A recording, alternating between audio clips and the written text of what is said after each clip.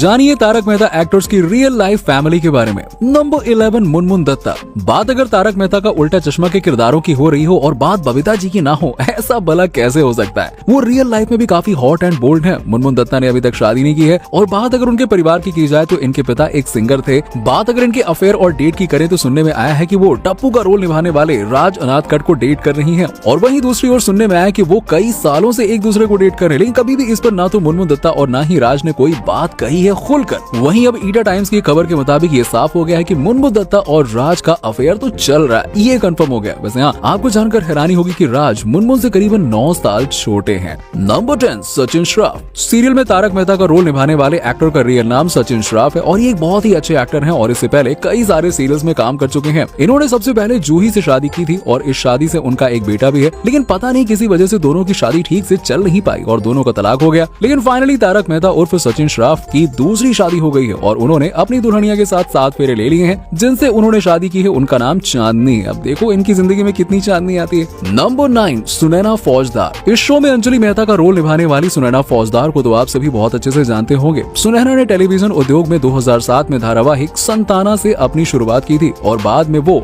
हमसे है लाइफ, कबूल है, महिसागर, यामा है हम, एक रिश्ता, पार्टनरशिप का आदि में दिखाई दी और अब वो तारक मेहता का उल्टा चश्मा में दिखाई दे रही हैं। आपकी जानकारी के लिए बता दें कि सुनैना फौजदार शादीशुदा है और उनकी शादी कुणाल भंबवानी से हुई है। वो एक बिजनेसमैन है। नंबर 8 श्याम पाठक। भले ही सीरियल में ये बहुत दिनों तक कुंवारे रहे हों, लेकिन रियल लाइफ में इनका एक खुशहाल परिवार है। इनकी पत्नी का नाम है रेशमी और इन दोनों को 1-2 नहीं बल्कि टोटल 3 बच्चे हैं। नंबर 7 तनुज महाशब्दे। शो में मिस्टर कृष्णन अय्यर का रोल काफी चर्चा में रहता है। तनुज महाशब्दे ने तारक मेहता का उल्टा चश्मा में बतौर स्क्रीन राइटर और असिस्टेंट डायरेक्टर अपने करियर की शुरुआत की थी। तनुज महाशब्दे उर्फ कृष्णन अय्यर, इन्हें तो आप सभी जानते ही होंगे। इनकी शादी अब तक नहीं हुई है, पर पिछले साल दिसंबर से ही खबर आ रही है कि अब हो सकती है और अब करीबन 43 साल की उम्र में तनुज महाशब्दे शादी कर लें तो बहुत अच्छी बात है, लेकिन उनकी शादी किससे होने वाली है इस बारे में किसी को कुछ खास पता नहीं है। Number 6 Jennifer mystery Bansiwal. इस सीरियल में मिसेस रोशन सोढ़ी का किरदार निभाने वाली जेनिफर मिस्ट्री बंसीवाल को तो आप सभी जानते ही होंगे।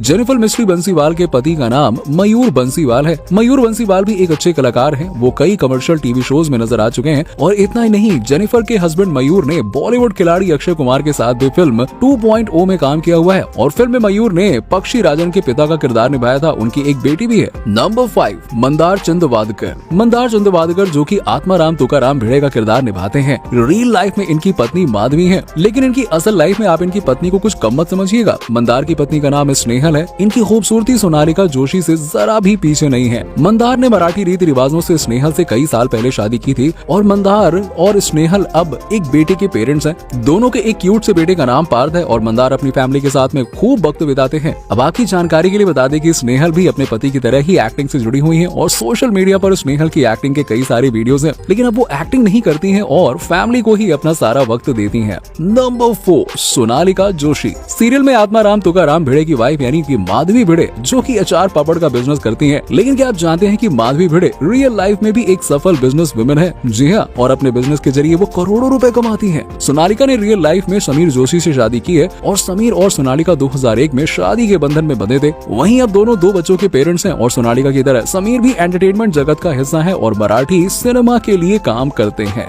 नंबर 3 अमित भट्ट। अब आते हैं इस सीरियल में धाकड़ किरदार निभाने वाले बापूजी यानी कि चंपक लाल जयंती लाल गढ़ा के बारे में जानते हैं। इस मजेदार किरदार को निभा रहे हैं एक्टर अमित भट्ट। दोस्तों अमित भट्ट को जितना बुजुर्ग इस सीरियल में दिखाया गया ना, असल जीवन में वो इतने वृद्ध नजर नहीं आते हैं। अमित अभी मात्र 50 वर्ष के हैं और मजे की बात तो ये है कि सीरियल में उनके बेटे का किरदार निभा रहे दिलीप जोशी से 3 साल उम्र में छोटे ही हैं। और बात अगर फैमिली की करें तो अमित भट्ट की वाइफ का नाम कृति भट्ट है। वैसे दोनों ही लोग गुजरात से हैं, मगर अमित अभी भी अपनी फैमिली के साथ मुंबई में रहते हैं। भले ही टीवी सीरियल में चंपक लाल का बेशक एक बेटा हो, मगर असल जीवन में अमित भट्ट के 2 बेटे हैं और दोनों जुड़वा हैं। अमित के दोनों बेटे अभी पढ़ाई कर रहे हैं, लेकिन हाँ, टीवी सीरियल तारक मेहता का उल्टा चश्मा के एक एपिसोड में इन्हें देखा गया था, जहां ये टप्पू के दोस्त की भूमिका में नजर आए थे। नंबर 2 दिलीप जोशी। टीवी के पॉपुलर शो तारक मेहता का उल्टा चश्मा के जेठालाल की फैमिली से तो आप सभी वाकिफ हैं, लेकिन शो में जेठालाल का रोल प्ले करने वाले दिलीप जोशी के परिवार के बारे में ज्यादातर लोग नहीं जानते और उनके परिवार में कौन कौन है ये किसी को नहीं पता है। दिलीप जोशी की पत्नी का नाम जयमाला है। जहां दिलीप एक टीवी एक्टर है, वहीं जयमाला जोशी कभी टीवी पर नजर नहीं आई है और वो हमेशा लाइमलाइट लाइमलाइट से दूर ही रही हैं। दोनों की शादी को 20 साल बीत चुके हैं। रियल लाइफ में दिलीप जोशी के 2 बच्चे हैं। बेटी का नाम है नियति जोशी और बेटे का नाम है ऋत्विक जोशी।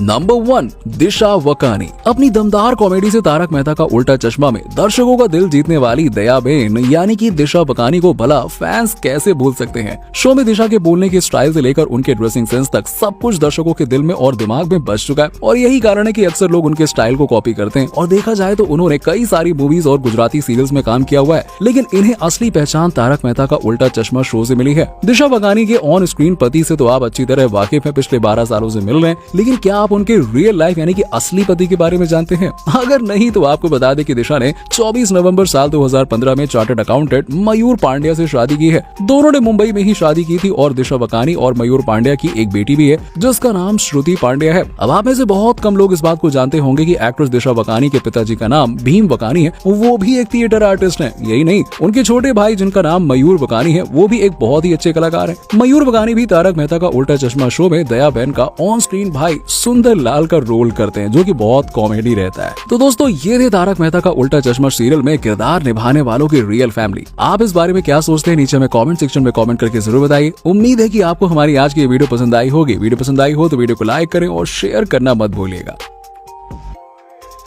बिहार के बाजारों में मिलने वाले ये 10 खाने पीने की चीजें जिसके लोग आज तक दीवाने हैं। नंबर 10, प्याजू आलू चप।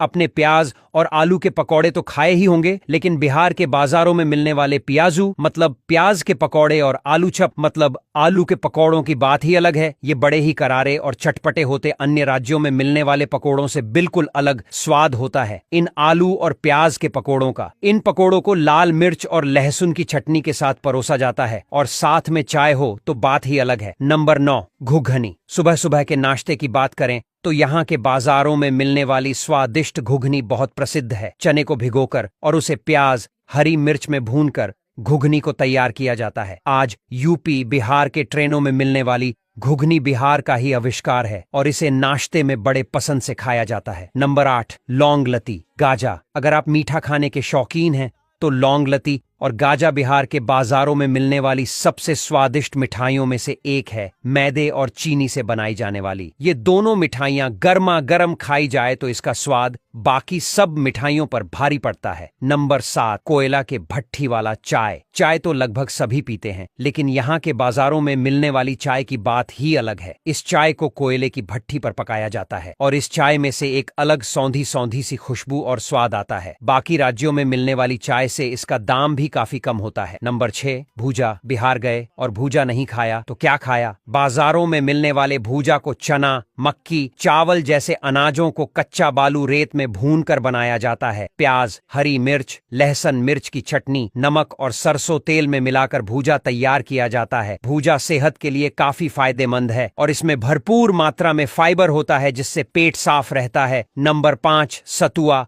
मिल्क शेक और जूस को टक्कर देता है। बिहार का सतुआ को आम भाषा में सत्तू भी कहते हैं। इसे चना, मक्की को भूनकर और उसे पीसकर तैयार किया जाता है। गर्मियों के दिनों में बिहार के बाजारों में मिलने वाले सतुआ को लोग बड़े शौक से पीते हैं। सतुआ में प्याज, मिर्च, काला नमक और नींबू डालकर घोला जाता है और पिलाया जाता है। सतुआ को आटे की तरह गूंथकर प्याज और हरी मिर्च के साथ भी खाया जाता है। नंबर 4, फोफिया। ये के बाजारों में मिलने वाले फोफिया बच्चों की पहली पसंद होती है और बड़े भी इसे शौक से खाते हैं। फोफिया को तेल में तलकर तैयार किया जाता है। नंबर 3, समोसा चटनी। बिहार के बाजारों में मिलने वाली समोसा चटनी जैसा स्वाद शायद ही कहीं और मिले। छोटे छोटे समोसों को टमाटर, मिर्च और लहसुन की चटनी के साथ परोसा जाता है। नंबर 2, अंडा चप और अंडा फ्राई। अंडे के बने पकोड़े तो लगभग लोगों ने खाए होंगे, मगर बिहार के बाजार में मिलने वाला अंडा चप बहुत ही स्वादिष्ट और करारा होता है और उबले अंडे को काटकर सरसों तेल में फ्राई किया जाता है और उस पर नमक लगाकर खिलाया जाता है। खाली उबले अंडे से इस अंडा फ्राई का स्वाद बहुत अलग और बेहद स्वादिष्ट होता है। Number 1,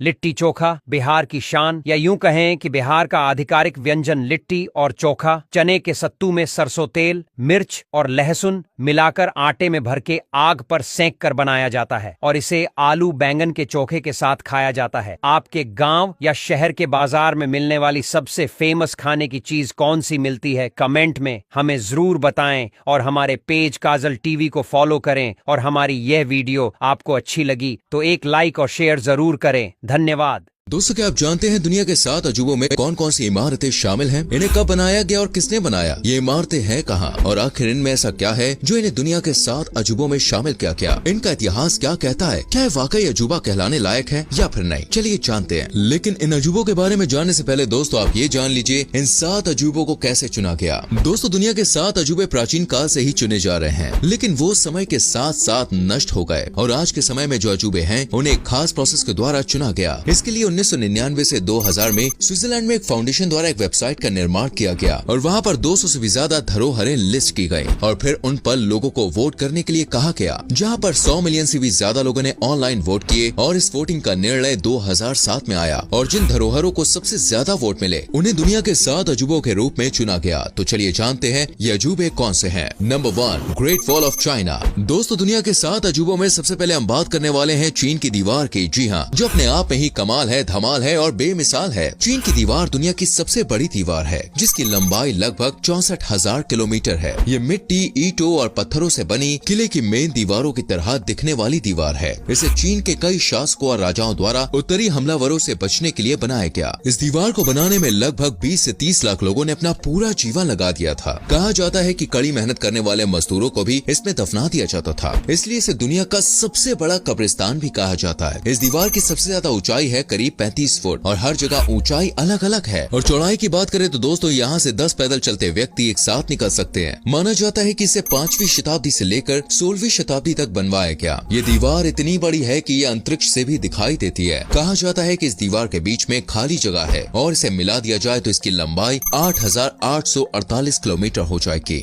number 2, Christ the Redeemer statue. अब हम बात करने वाले हैं दोस्तों ब्राजील के उस अजूबे की जिसे देखकर आप भी बिल्कुल दंग रह जाएंगे। इसकी खूबसूरती और कारीगरी को देखकर दोस्तों आपकी आंखें फटी की फटी रह जाएंगी। तो पेश है दोस्तों क्राइस्ट द रिडीमर स्टैचू। ये ब्राजील के रियो डी जेनेरो में पहाड़ के ऊपर 130 फीट ऊंची ईसा मसीह की मूर्ति है। ये मूर्ति तिजुका फॉरेस्ट नेशनल पार्क में कोरकोवाड़ो पर्वत की चोटी पर स्थित है। ये दुनिया की सबसे ऊंची मूर्तियों में से एक है। इस प्रतिमा को दोस्तों कंक्रीट और सोपस्टोन से बनाया गया है। इसके निर्माण की बात करें तो वो करीब 1922 से 1931 के बीच किया गया था। इसकी चौड़ाई की बात करें तो वो है 98 फीट और इसका वजन है 635 टन। इस मूर्ति को बनाने में दोस्तों $25,000 खर्च हुए थे और इस मूर्ति को पॉल लैंडोव्स्की ने डिजाइन किया और Brazilian engineer Heitor da Silva Costa ने इसे पूरा करवाया था। मूर्ति की खास बात यह है कि मूर्ति पर पक्षी न बैठे, इसलिए इसके ऊपर छोटे छोटे किले लगाई गई हैं। नंबर 3, ताजमहल। जी हाँ दोस्तों, अब हम बात करने वाले उस अजूबे की जिसे दुनिया भर में लोग प्यार की निशानी मानते हैं और दुनिया भर से लोग यहाँ घूमने के लिए आते हैं। ताजमहल भारत के उत्तर प्रदेश राज्य के आगरा शहर में स्थित है। इसका निर्माण मुगल बादशाह शाहजहां ने अपनी पत्नी मुमताज की याद में करवाया था,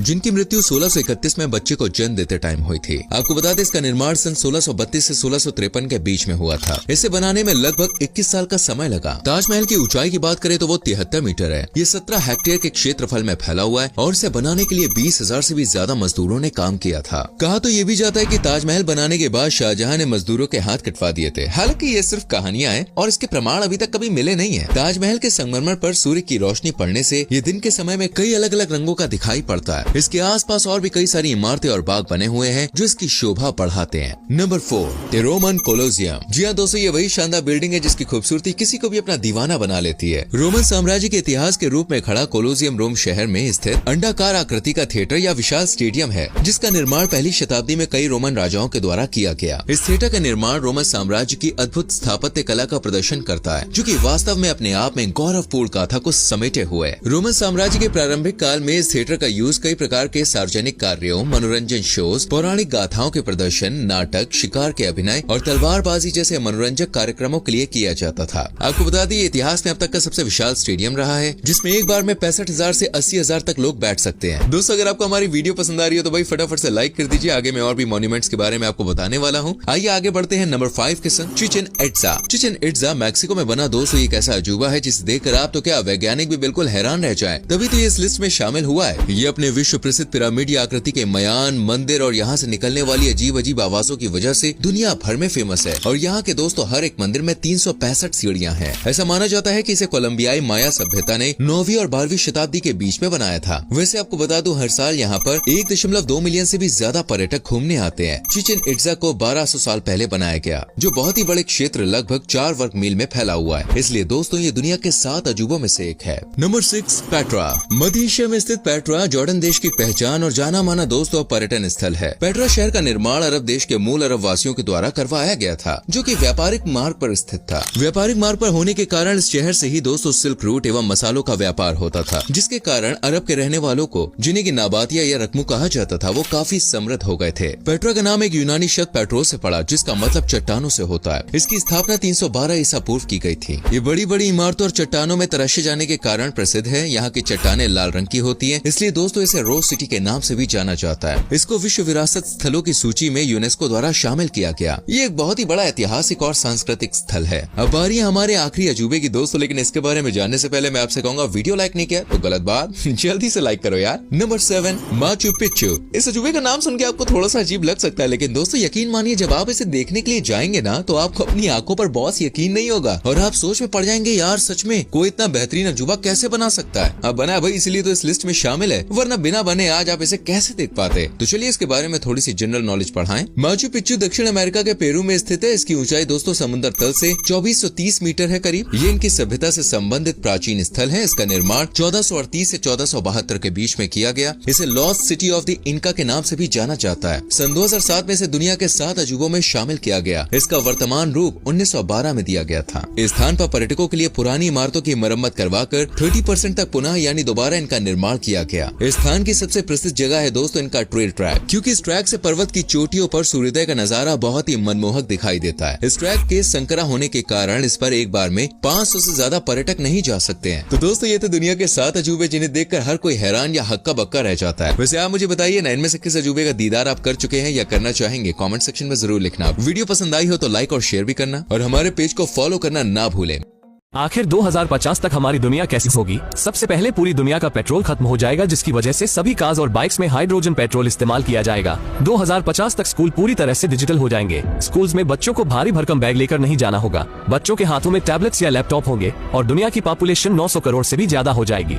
इवन हमारा इंडिया पॉपुलेशन में चाइना को पीछे छोड़ देगा। धरती पर जमीन इतनी कम हो जाएगी कि गगनचुंबी इमारतों पर खेती की जाने लगेगी। अमेरिका की रिपोर्ट्स की माने तो समुद्र का सी लेवल बढ़ जाएगा, जिसके चलते समुद्र किनारे बसे शहर और जंगल पानी में डूब जाएंगे। 2050 तक उड़ने वाली कारें आ जाएंगी, जिनको उतारने के लिए किसी भी सरफेस की जरूरत नहीं होगी। सभी व्हीकल कंप्यूटर द्वारा कंट्रोल किए जाएंगे। साथ ही 2050 तक कई जॉब्स खत्म हो जाएंगी, क्योंकि उस समय तक रोबोट से काम लिया जाएगा। कुछ ऐसे इंडियन एक्टर्स जो हर मूवी में एक ही काम करते हैं। नंबर 5, धनुष। साउथ इंडियन एक्टर धनुष की एक्टिंग के साथ साथ इनकी फ्लाइंग किक ऑडियंस को बहुत पसंद आती है, जो आपको इनकी हर एक मूवी में देखने को मिल जाएगी। नंबर 4, विजय चंद्रशेखर, जो अपनी हर एक मूवी में चिंगम खाते हुए दिखाई देते हैं, क्योंकि इनका मानना है कि चिंगम खाने से माइंड फ्रेश रहता है और काफी कूल लुक देता है। नंबर 3, सलमान खान। भाईजान की ऐसी कोई मूवी नहीं जिसमें वो अपनी बॉडी ना दिखाए। सलमान खान की कोई पुरानी मूवी हो या फिर नई मूवी हो, आपको उनका शर्टलेस सीन हर एक मूवी में देखने को मिल जाएगा। नंबर 2, रजनीकांत। वैसे तो रजनीकांत की बहुत सी आइकॉनिक स्टाइल्स हैं, लेकिन इनका सनग्लासेस पहनने का स्टाइल बहुत जबरदस्त और यूनिक लगता है। नंबर 1, शाहरुख खान, जिनका सिग्नेचर पोज तो आपको पता ही होगा।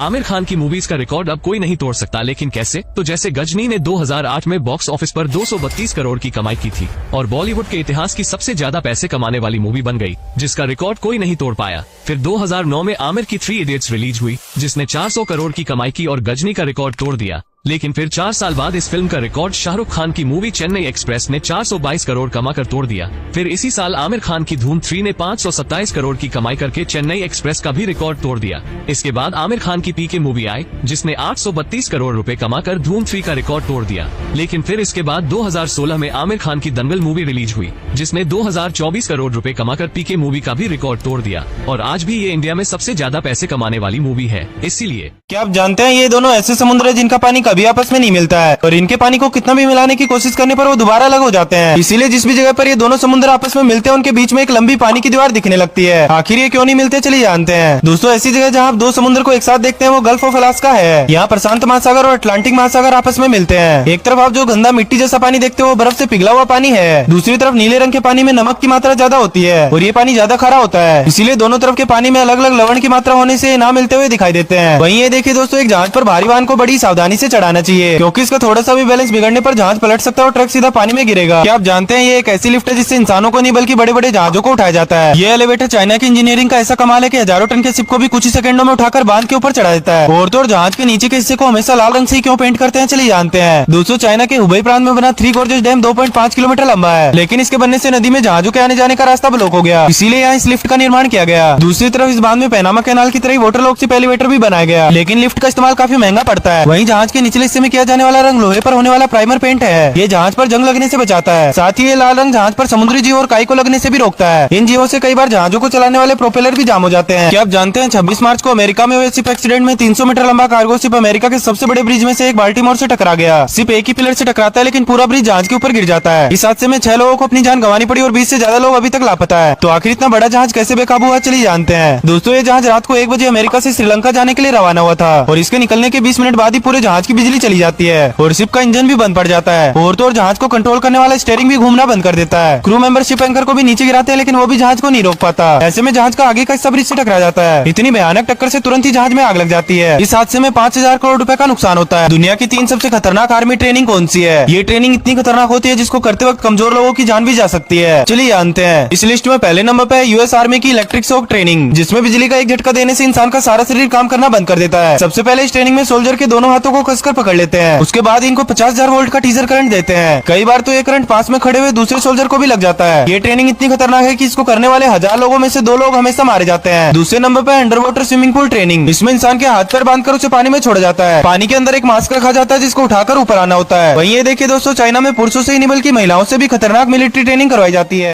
दोस्तों क्या आप जानते हैं दुनिया के 7 अजूबों में कौन कौन सी इमारतें शामिल हैं? इन्हें कब बनाया गया और किसने बनाया? ये इमारतें हैं कहाँ और आखिर इनमें ऐसा क्या है जो इन्हें दुनिया के 7 अजूबों में शामिल किया गया? इनका इतिहास क्या कहता है? क्या ये वाकई अजूबा कहलाने लायक है या फिर नहीं? चलिए जानते हैं। लेकिन इन अजूबों के बारे में जानने से पहले दोस्तों आप ये जान लीजिए इन 7 अजूबों को कैसे चुना गया। दोस्तों दुनिया के 7 अजूबे प्राचीन काल से ही चुने जा रहे हैं, लेकिन वो समय के साथ साथ नष्ट हो गए और आज के समय में जो अजूबे हैं उन्हें एक खास प्रोसेस के द्वारा चुना गया। इसके लिए 1999 से 2000 में स्विट्जरलैंड में एक फाउंडेशन द्वारा एक वेबसाइट का निर्माण किया गया और वहाँ पर 200 से भी ज्यादा धरोहरें लिस्ट की गई और फिर उन पर लोगों को वोट करने के लिए कहा गया, जहाँ पर 100 मिलियन से भी ज्यादा लोगों ने ऑनलाइन वोट किए और इस वोटिंग का निर्णय 2007 में आया और जिन धरोहरों को सबसे ज्यादा वोट मिले उन्हें दुनिया के 7 अजूबों के रूप में चुना गया। तो चलिए जानते हैं ये अजूबे कौन से हैं। Number 1, great wall of China.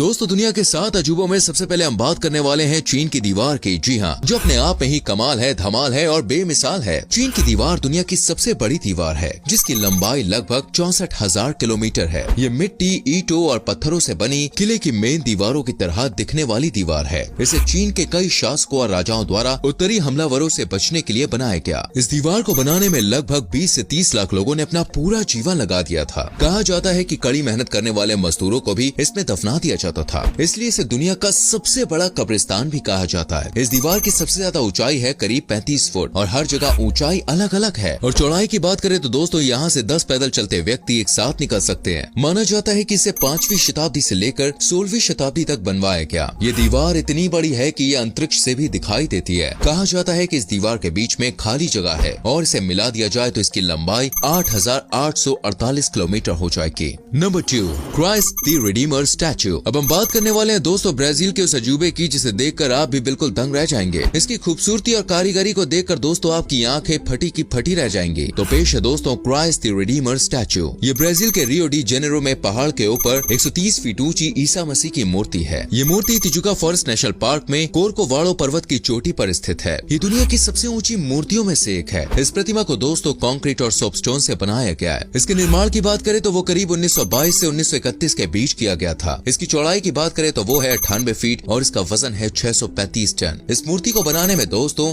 $25,000 खर्च हुए थे और इस मूर्ति को पॉल लैंडोव्स्की ने डिजाइन किया और Brazilian engineer Hector the Silva Costa ने इसे पूरा करवाया था। मूर्ति की खास बात यह है कि मूर्ति पर पक्षी न बैठे, इसलिए इसके ऊपर छोटे छोटे किले लगाई गई हैं। नंबर 3, ताजमहल। जी हाँ दोस्तों, अब हम बात करने वाले उस अजूबे की जिसे दुनिया भर में लोग प्यार की निशानी मानते हैं और दुनिया भर से लोग यहाँ घूमने के लिए आते हैं। ताजमहल भारत के उत्तर प्रदेश राज्य के आगरा शहर में स्थित है। इसका निर्माण मुगल बादशाह शाहजहां ने अपनी पत्नी मुमताज की याद में करवाया था, जिनकी मृत्यु 1631 में बच्चे को जन्म देते टाइम हुई थी। आपको बता दें, इसका निर्माण सन 1632 से 1653 के बीच में हुआ था। इसे बनाने में लगभग 21 साल का समय लगा। ताजमहल की ऊंचाई की बात करें तो वो 73 मीटर है। ये 17 हेक्टेयर के क्षेत्रफल में फैला हुआ है और इसे बनाने के लिए 20,000 से भी ज्यादा मजदूरों ने काम किया था। कहा तो ये भी जाता है कि ताजमहल बनाने के बाद शाहजहां ने मजदूरों के हाथ कटवा दिए थे। हालांकि ये सिर्फ कहानियां हैं और इसके प्रमाण अभी तक कभी मिले नहीं है। ताजमहल के संगमरमर पर सूर्य की रोशनी पड़ने से ये दिन के समय में कई अलग अलग रंगों का दिखाई पड़ता है। इसके आसपास और भी कई सारी इमारतें और बाग बने हुए हैं जो इसकी शोभा बढ़ाते हैं। नंबर 4,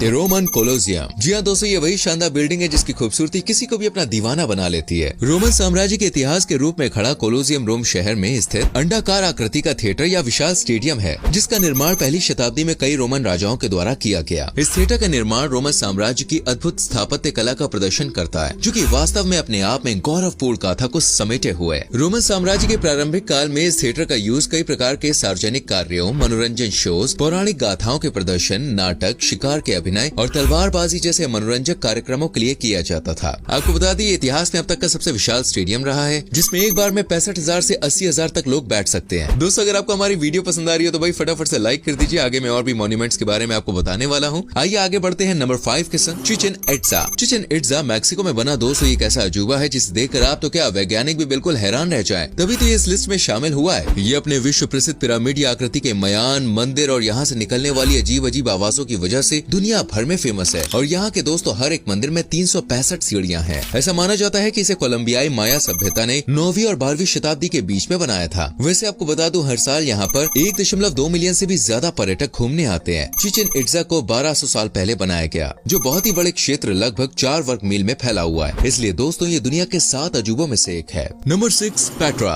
मध्य एशिया में स्थित पेट्रा जॉर्डन देश की पहचान और जाना माना दोस्तों पर्यटन स्थल है। पेट्रा शहर का निर्माण अरब देश के मूल अरब वासियों के द्वारा करवाया गया था, जो कि व्यापारिक मार्ग पर स्थित था। व्यापारिक मार्ग पर होने के कारण इस शहर से ही दोस्तों सिल्क रूट एवं मसालों का व्यापार होता था, जिसके कारण अरब के रहने वालों को, जिन्हें की नाबातिया या रकमू कहा जाता था, वो काफी समृद्ध हो गए थे। पेट्रा का नाम एक यूनानी शब्द पेट्रोस से पड़ा, जिसका मतलब चट्टानों से होता है। इसकी स्थापना 312 ईसा पूर्व की गई थी। ये बड़ी बड़ी इमारतों और चट्टानों में तराशे जाने के कारण प्रसिद्ध है। यहाँ की चट्टानें लाल रंग की होती है, इसलिए दोस्तों इसे रोज सिटी के नाम से भी जाना जाता है। इसको विश्व विरासत स्थलों की सूची में यूनेस्को द्वारा शामिल किया गया। ये एक बहुत ही बड़ा ऐतिहासिक और सांस्कृतिक स्थल है। अब बारी है हमारे आखिरी अजूबे की दोस्तों, लेकिन इसके बारे में जानने से पहले मैं आपसे कहूंगा, वीडियो लाइक नहीं किया तो गलत बात, जल्दी से लाइक करो यार। Number 7, Machu Picchu. इस अजूबे का नाम सुन के आपको थोड़ा सा अजीब लग सकता है, लेकिन दोस्तों यकीन मानिए, जब आप इसे देखने के लिए जाएंगे ना, तो आपको अपनी आंखों पर बहुत यकीन नहीं होगा और आप सोच में पड़ जाएंगे, यार सच में कोई इतना बेहतरीन अजूबा कैसे बना सकता है। अब बना भाई, इसीलिए तो इस लिस्ट में शामिल है, वरना बिना बने आज आप इसे कैसे देख पाते। तो चलिए इसके बारे में थोड़ी सी जनरल नॉलेज पढ़ाएं। माचू पिच्चू दक्षिण अमेरिका के पेरू में स्थित है। इसकी ऊंचाई दोस्तों समुद्र तल से 2430 मीटर है करीब। ये इनकी सभ्यता से संबंधित प्राचीन स्थल है। इसका निर्माण 1438 से 1472 के बीच में किया गया। इसे लॉस्ट सिटी ऑफ द इनका के नाम से भी जाना जाता है। सन 2007 में इसे दुनिया के 7 अजूबों में शामिल किया गया। इसका वर्तमान रूप 1912 में दिया गया था। इस स्थान पर पर्यटकों के लिए पुरानी इमारतों की मरम्मत करवाकर 30% तक पुनः यानी दोबारा इनका निर्माण किया गया। इस स्थान की सबसे प्रसिद्ध जगह है दोस्तों इनका ट्रेल ट्रैक, क्योंकि इस ट्रैक से पर्वत की चोटियों पर सूर्योदय का नजारा बहुत ही मनमोहक दिखाई देता है। इस ट्रैक के संकरा होने के कारण इस पर एक बार में 500 से ज्यादा पर्यटक नहीं जा सकते हैं। तो दोस्तों ये थे दुनिया के 7 अजूबे, जिन्हें देखकर हर कोई हैरान या हक्का बक्का रह जाता है। वैसे आप मुझे बताइए ना, इनमें से किस अजूबे का दीदार आप कर चुके हैं या करना चाहेंगे? कमेंट सेक्शन में जरूर लिखना। वीडियो पसंद आई हो तो लाइक और शेयर भी करना और हमारे पेज को फॉलो करना ना भूलें।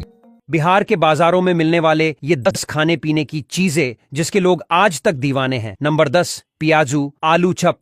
अपने प्याज और आलू के पकौड़े तो खाए ही होंगे, लेकिन बिहार के बाजारों में मिलने वाले प्याजू मतलब प्याज के पकौड़े और आलू चप मतलब आलू के पकौड़ों की बात ही अलग है। ये बड़े ही करारे और चटपटे होते अन्य राज्यों में मिलने वाले पकौड़ों से बिल्कुल अलग स्वाद होता है इन आलू और प्याज के पकौड़ों का। इन पकौड़ों को लाल मिर्च और लहसुन की चटनी के साथ परोसा जाता है और साथ में चाय हो तो बात ही अलग है। नंबर 9, घुघनी। सुबह सुबह के नाश्ते की बात करें तो यहाँ के बाजारों में मिलने वाली स्वादिष्ट घुघनी बहुत प्रसिद्ध है। चने को भिगोकर और उसे प्याज, हरी मिर्च में भूनकर घुघनी को तैयार किया जाता है। आज यूपी, बिहार के ट्रेनों में मिलने वाली घुघनी बिहार का ही आविष्कार है और इसे नाश्ते में बड़े पसंद से खाया जाता है। नंबर 8, लौंग लती, गाजा। अगर आप मीठा खाने के शौकीन हैं तो लौंग लती और गाजा बिहार के बाजारों में मिलने वाली सबसे स्वादिष्ट मिठाइयों में से एक है। मैदे और चीनी से बनाई जाने वाली ये दोनों मिठाइयां गर्मा गर्म खाई जाए तो इसका स्वाद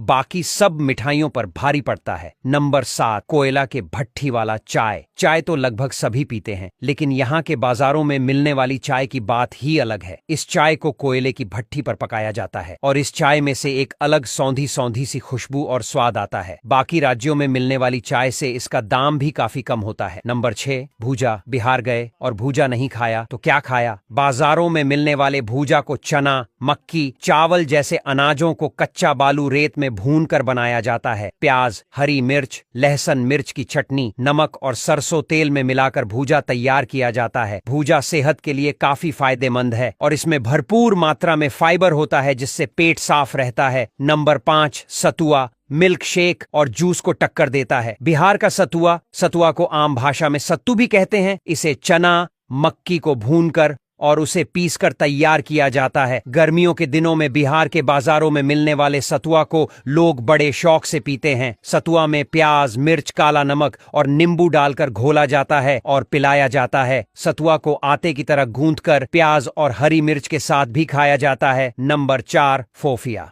ये के बाजारों में मिलने वाले फोफिया बच्चों की पहली पसंद होती है और बड़े भी इसे शौक से खाते हैं। फोफिया को तेल में तलकर तैयार किया जाता है। नंबर 3, समोसा चटनी। बिहार के बाजारों में मिलने वाली समोसा चटनी जैसा स्वाद शायद ही कहीं और मिले। छोटे छोटे समोसों को टमाटर, मिर्च और लहसुन की चटनी के साथ परोसा जाता है। नंबर 2, अंडा चप और अंडा फ्राई। अंडे के बने पकोड़े तो लगभग लोगों ने खाए होंगे, मगर बिहार के बाजार में मिलने वाला अंडा चप बहुत ही स्वादिष्ट और करारा होता है और उबले अंडे को काटकर सरसों तेल में फ्राई किया जाता है और उस पर नमक लगाकर खिलाया जाता है। खाली उबले अंडे से इस अंडा फ्राई का स्वाद बहुत अलग और बेहद स्वादिष्ट होता है। नंबर 1, लिट्टी चोखा। बिहार की शान, या यूं कहें कि बिहार का आधिकारिक व्यंजन लिट्टी और चोखा चने के सत्तू में सरसों तेल, मिर्च और लहसुन मिलाकर आटे में भर के आग पर सेंक कर बनाया जाता है और इसे आलू बैंगन के चोखे के साथ खाया जाता है। आपके गांव या शहर के बाजार में मिलने वाली सबसे फेमस खाने की चीज कौन सी मिलती है? कमेंट में हमें जरूर बताएं और हमारे पेज काजल टीवी को फॉलो करें। और हमारी यह वीडियो आपको अच्छी लगी तो एक लाइक और शेयर जरूर करें। धन्यवाद। जानिए तारक मेहता एक्टर्स की रियल लाइफ फैमिली के बारे में।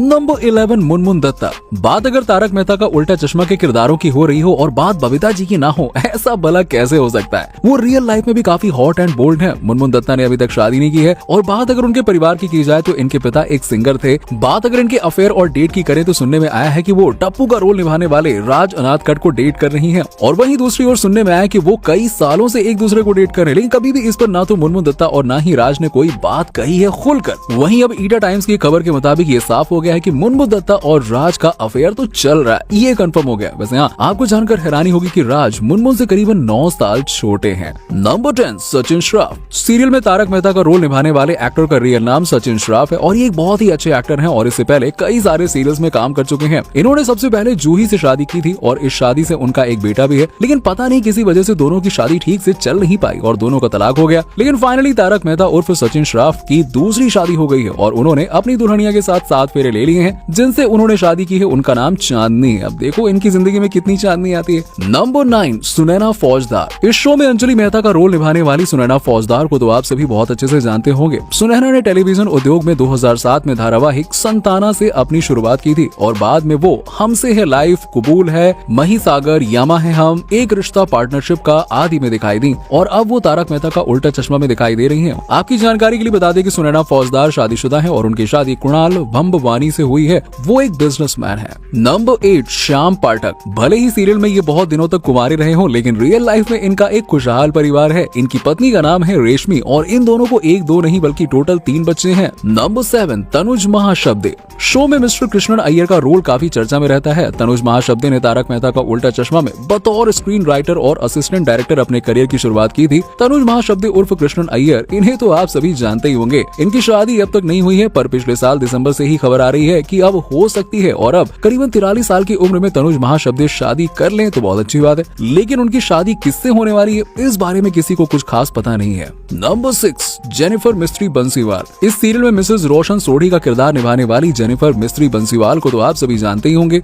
जेनिफर मिस्ट्री बंसीवाल के पति का नाम मयूर बंसीवाल है। मयूर बंसीवाल भी एक अच्छे कलाकार हैं। वो कई कमर्शियल टीवी शोज में नजर आ चुके हैं और इतना ही नहीं, जेनिफर के हस्बैंड मयूर ने बॉलीवुड खिलाड़ी अक्षय कुमार के साथ भी फिल्म 2.0 में काम किया हुआ है और फिल्म में मयूर ने पक्षी राजन के पिता का किरदार निभाया था। उनकी एक बेटी भी है। नंबर 5, मंदार चंद वादकर। मंदार चंद वादकर जो कि आत्माराम तुकाराम भिड़े का किरदार निभाते हैं। रियल लाइफ में इनकी पत्नी माधवी है, लेकिन इनकी असल लाइफ में आप इनकी पत्नी को कुछ कम मत समझिएगा। मंदार की पत्नी का नाम स्नेहल है। इनकी खूबसूरती सोनालिका जोशी से जरा भी पीछे नहीं है। मंदार ने मराठी रीति रिवाजों से स्नेहल से कई साल पहले शादी की थी और मंदार और स्नेहल अब एक बेटे के पेरेंट्स हैं। दोनों के एक क्यूट से बेटे का नाम पार्थ है और मंदार अपनी फैमिली के साथ में खूब वक्त बिताते हैं। अब आपकी जानकारी के लिए बता दें कि स्नेहल भी अपने पति की तरह ही एक्टिंग से जुड़ी हुई हैं और सोशल मीडिया पर स्नेहल की एक्टिंग के कई सारे वीडियोस हैं, लेकिन अब वो एक्टिंग नहीं करती हैं और फैमिली को ही अपना सारा वक्त देती हैं। नंबर 4, सोनालिका जोशी। सीरियल में आत्माराम तुकाराम भिड़े की वाइफ यानी कि माधवी भिड़े जो कि अचार पापड़ का बिजनेस करती हैं। लेकिन क्या आप जानते हैं कि माधवी भिड़े रियल लाइफ में भी एक सफल बिजनेस वुमेन है? जी हाँ, और अपने बिजनेस के जरिए वो करोड़ों रुपए कमाती हैं। सोनालिका ने रियल लाइफ में समीर जोशी से शादी की है और समीर और सोनालिका 2001 में शादी के बंधन में बंधे थे। वहीं अब दोनों 2 बच्चों के पेरेंट्स हैं और सोनालिका की तरह समीर भी एंटरटेनमेंट जगत का हिस्सा है और मराठी सिनेमा के लिए काम करते हैं।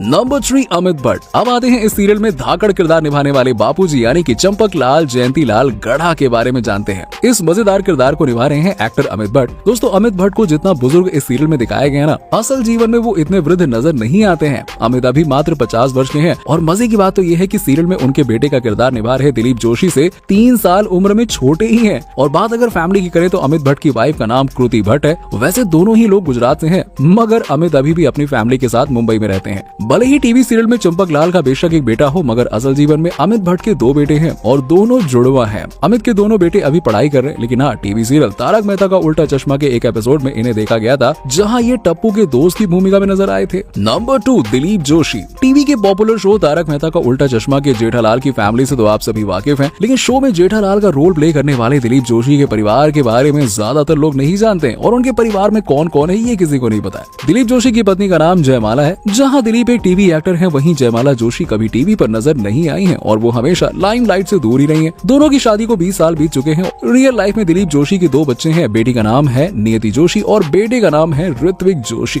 नंबर 1, दिशा वकानी। अपनी दमदार कॉमेडी से तारक मेहता का उल्टा चश्मा में दर्शकों का दिल जीतने वाली दयाबेन यानी कि दिशा वकानी को भला फैंस कैसे भूल सकते हैं। शो में दिशा के बोलने के स्टाइल से लेकर उनके ड्रेसिंग सेंस तक सब कुछ दर्शकों के दिल में और दिमाग में बस चुका है और यही कारण है कि अक्सर लोग उनके स्टाइल को कॉपी करते हैं। और देखा जाए तो उन्होंने कई सारी मूवीज और गुजराती सीरियल्स में काम किया हुआ है, लेकिन इन्हें असली पहचान तारक मेहता का उल्टा चश्मा शो से मिली है। दिशा वकानी के ऑन स्क्रीन पति से तो आप अच्छी तरह वाकिफ हैं, पिछले 12 सालों से मिल रहे हैं, लेकिन क्या आप उनके रियल लाइफ यानी कि असली पति के बारे में जानते हैं? अगर नहीं तो आपको बता दें कि दिशा ने 24 नवंबर साल 2015 में चार्टर्ड अकाउंटेंट मयूर पांड्या से शादी की है। दोनों ने मुंबई में ही शादी की थी और दिशा वकानी और मयूर पांड्या की एक बेटी भी है जिसका नाम श्रुति पांड्या है। अब आप में से बहुत कम लोग इस बात को जानते होंगे कि एक्ट्रेस दिशा वकानी के पिताजी का नाम भीम वकानी है, वो भी एक थिएटर आर्टिस्ट हैं। यही नहीं, उनके छोटे भाई जिनका नाम मयूर वकानी है वो भी एक बहुत ही अच्छे कलाकार हैं। मयूर वकानी भी तारक मेहता का उल्टा चश्मा शो में दया बहन का ऑन स्क्रीन भाई सुंदर लाल का रोल करते हैं, जो कि बहुत कॉमेडी रहता है। तो दोस्तों, ये थे तारक मेहता का उल्टा चश्मा सीरियल में किरदार निभाने वालों की रियल फैमिली। आप इस बारे में क्या सोचते हैं? नीचे में कमेंट सेक्शन में कमेंट करके जरूर बताइए। उम्मीद है कि आपको हमारी आज की वीडियो पसंद आई होगी। वीडियो पसंद आई हो तो वीडियो को लाइक करें और शेयर करना मत भूलिएगा। आखिर 2050 तक हमारी दुनिया कैसी होगी? सबसे पहले पूरी दुनिया का पेट्रोल खत्म हो जाएगा, जिसकी वजह से सभी कार्स और बाइक्स में हाइड्रोजन पेट्रोल इस्तेमाल किया जाएगा। 2050 तक स्कूल पूरी तरह से डिजिटल हो जाएंगे। स्कूल्स में बच्चों को भारी भरकम बैग लेकर नहीं जाना होगा। बच्चों के हाथों में टैबलेट्स या लैपटॉप होंगे और दुनिया की पॉपुलेशन 900 करोड़ से भी ज्यादा हो जाएगी। इवन हमारा इंडिया पॉपुलेशन में चाइना को पीछे छोड़ देगा। धरती पर जमीन इतनी कम हो जाएगी कि गगनचुंबी इमारतों पर खेती की जाने लगेगी। अमेरिका की रिपोर्ट्स की माने तो समुद्र का सी लेवल बढ़ जाएगा, जिसके चलते समुद्र किनारे बसे शहर और जंगल पानी में डूब जाएंगे। 2050 तक उड़ने वाली कारें आ जाएंगी, जिनको उतारने के लिए किसी भी सरफेस की जरूरत नहीं होगी। सभी व्हीकल कंप्यूटर द्वारा कंट्रोल किए जाएंगे। साथ ही 2050 तक कई जॉब्स खत्म हो जाएंगी, क्योंकि उस समय तक रोबोट से काम लिया जाएगा। कुछ ऐसे इंडियन एक्टर्स जो हर मूवी में एक ही काम करते हैं, नंबर 5 धनुष। साउथ इंडियन एक्टर धनुष की एक्टिंग के साथ साथ इनकी फ्लाइंग किक ऑडियंस को बहुत पसंद आती है, जो आपको इनकी हर एक मूवी में देखने को मिल जाएगी। नंबर 4 विजय चंद्रशेखर, जो अपनी हर एक मूवी में चिंगम खाते हुए दिखाई देते हैं, क्योंकि इनका मानना है कि चिंगम खाने से माइंड फ्रेश रहता है और काफी कूल लुक देता है। नंबर 3 सलमान खान। भाईजान की ऐसी कोई मूवी नहीं जिसमें वो अपनी बॉडी ना दिखाए। सलमान खान की कोई पुरानी मूवी हो या फिर नई मूवी हो, आपको उनका शर्टलेस सीन हर एक मूवी में देखने को मिल जाएगा। नंबर 2 रजनीकांत। वैसे तो रजनीकांत की बहुत सी आइकॉनिक स्टाइल्स है, लेकिन इनका सनग्लासेस पहनने का स्टाइल बहुत जबरदस्त और यूनिक लगता है। नंबर 1 शाहरुख खान, जिनका सिग्नेचर पोज तो आपको पता ही होगा।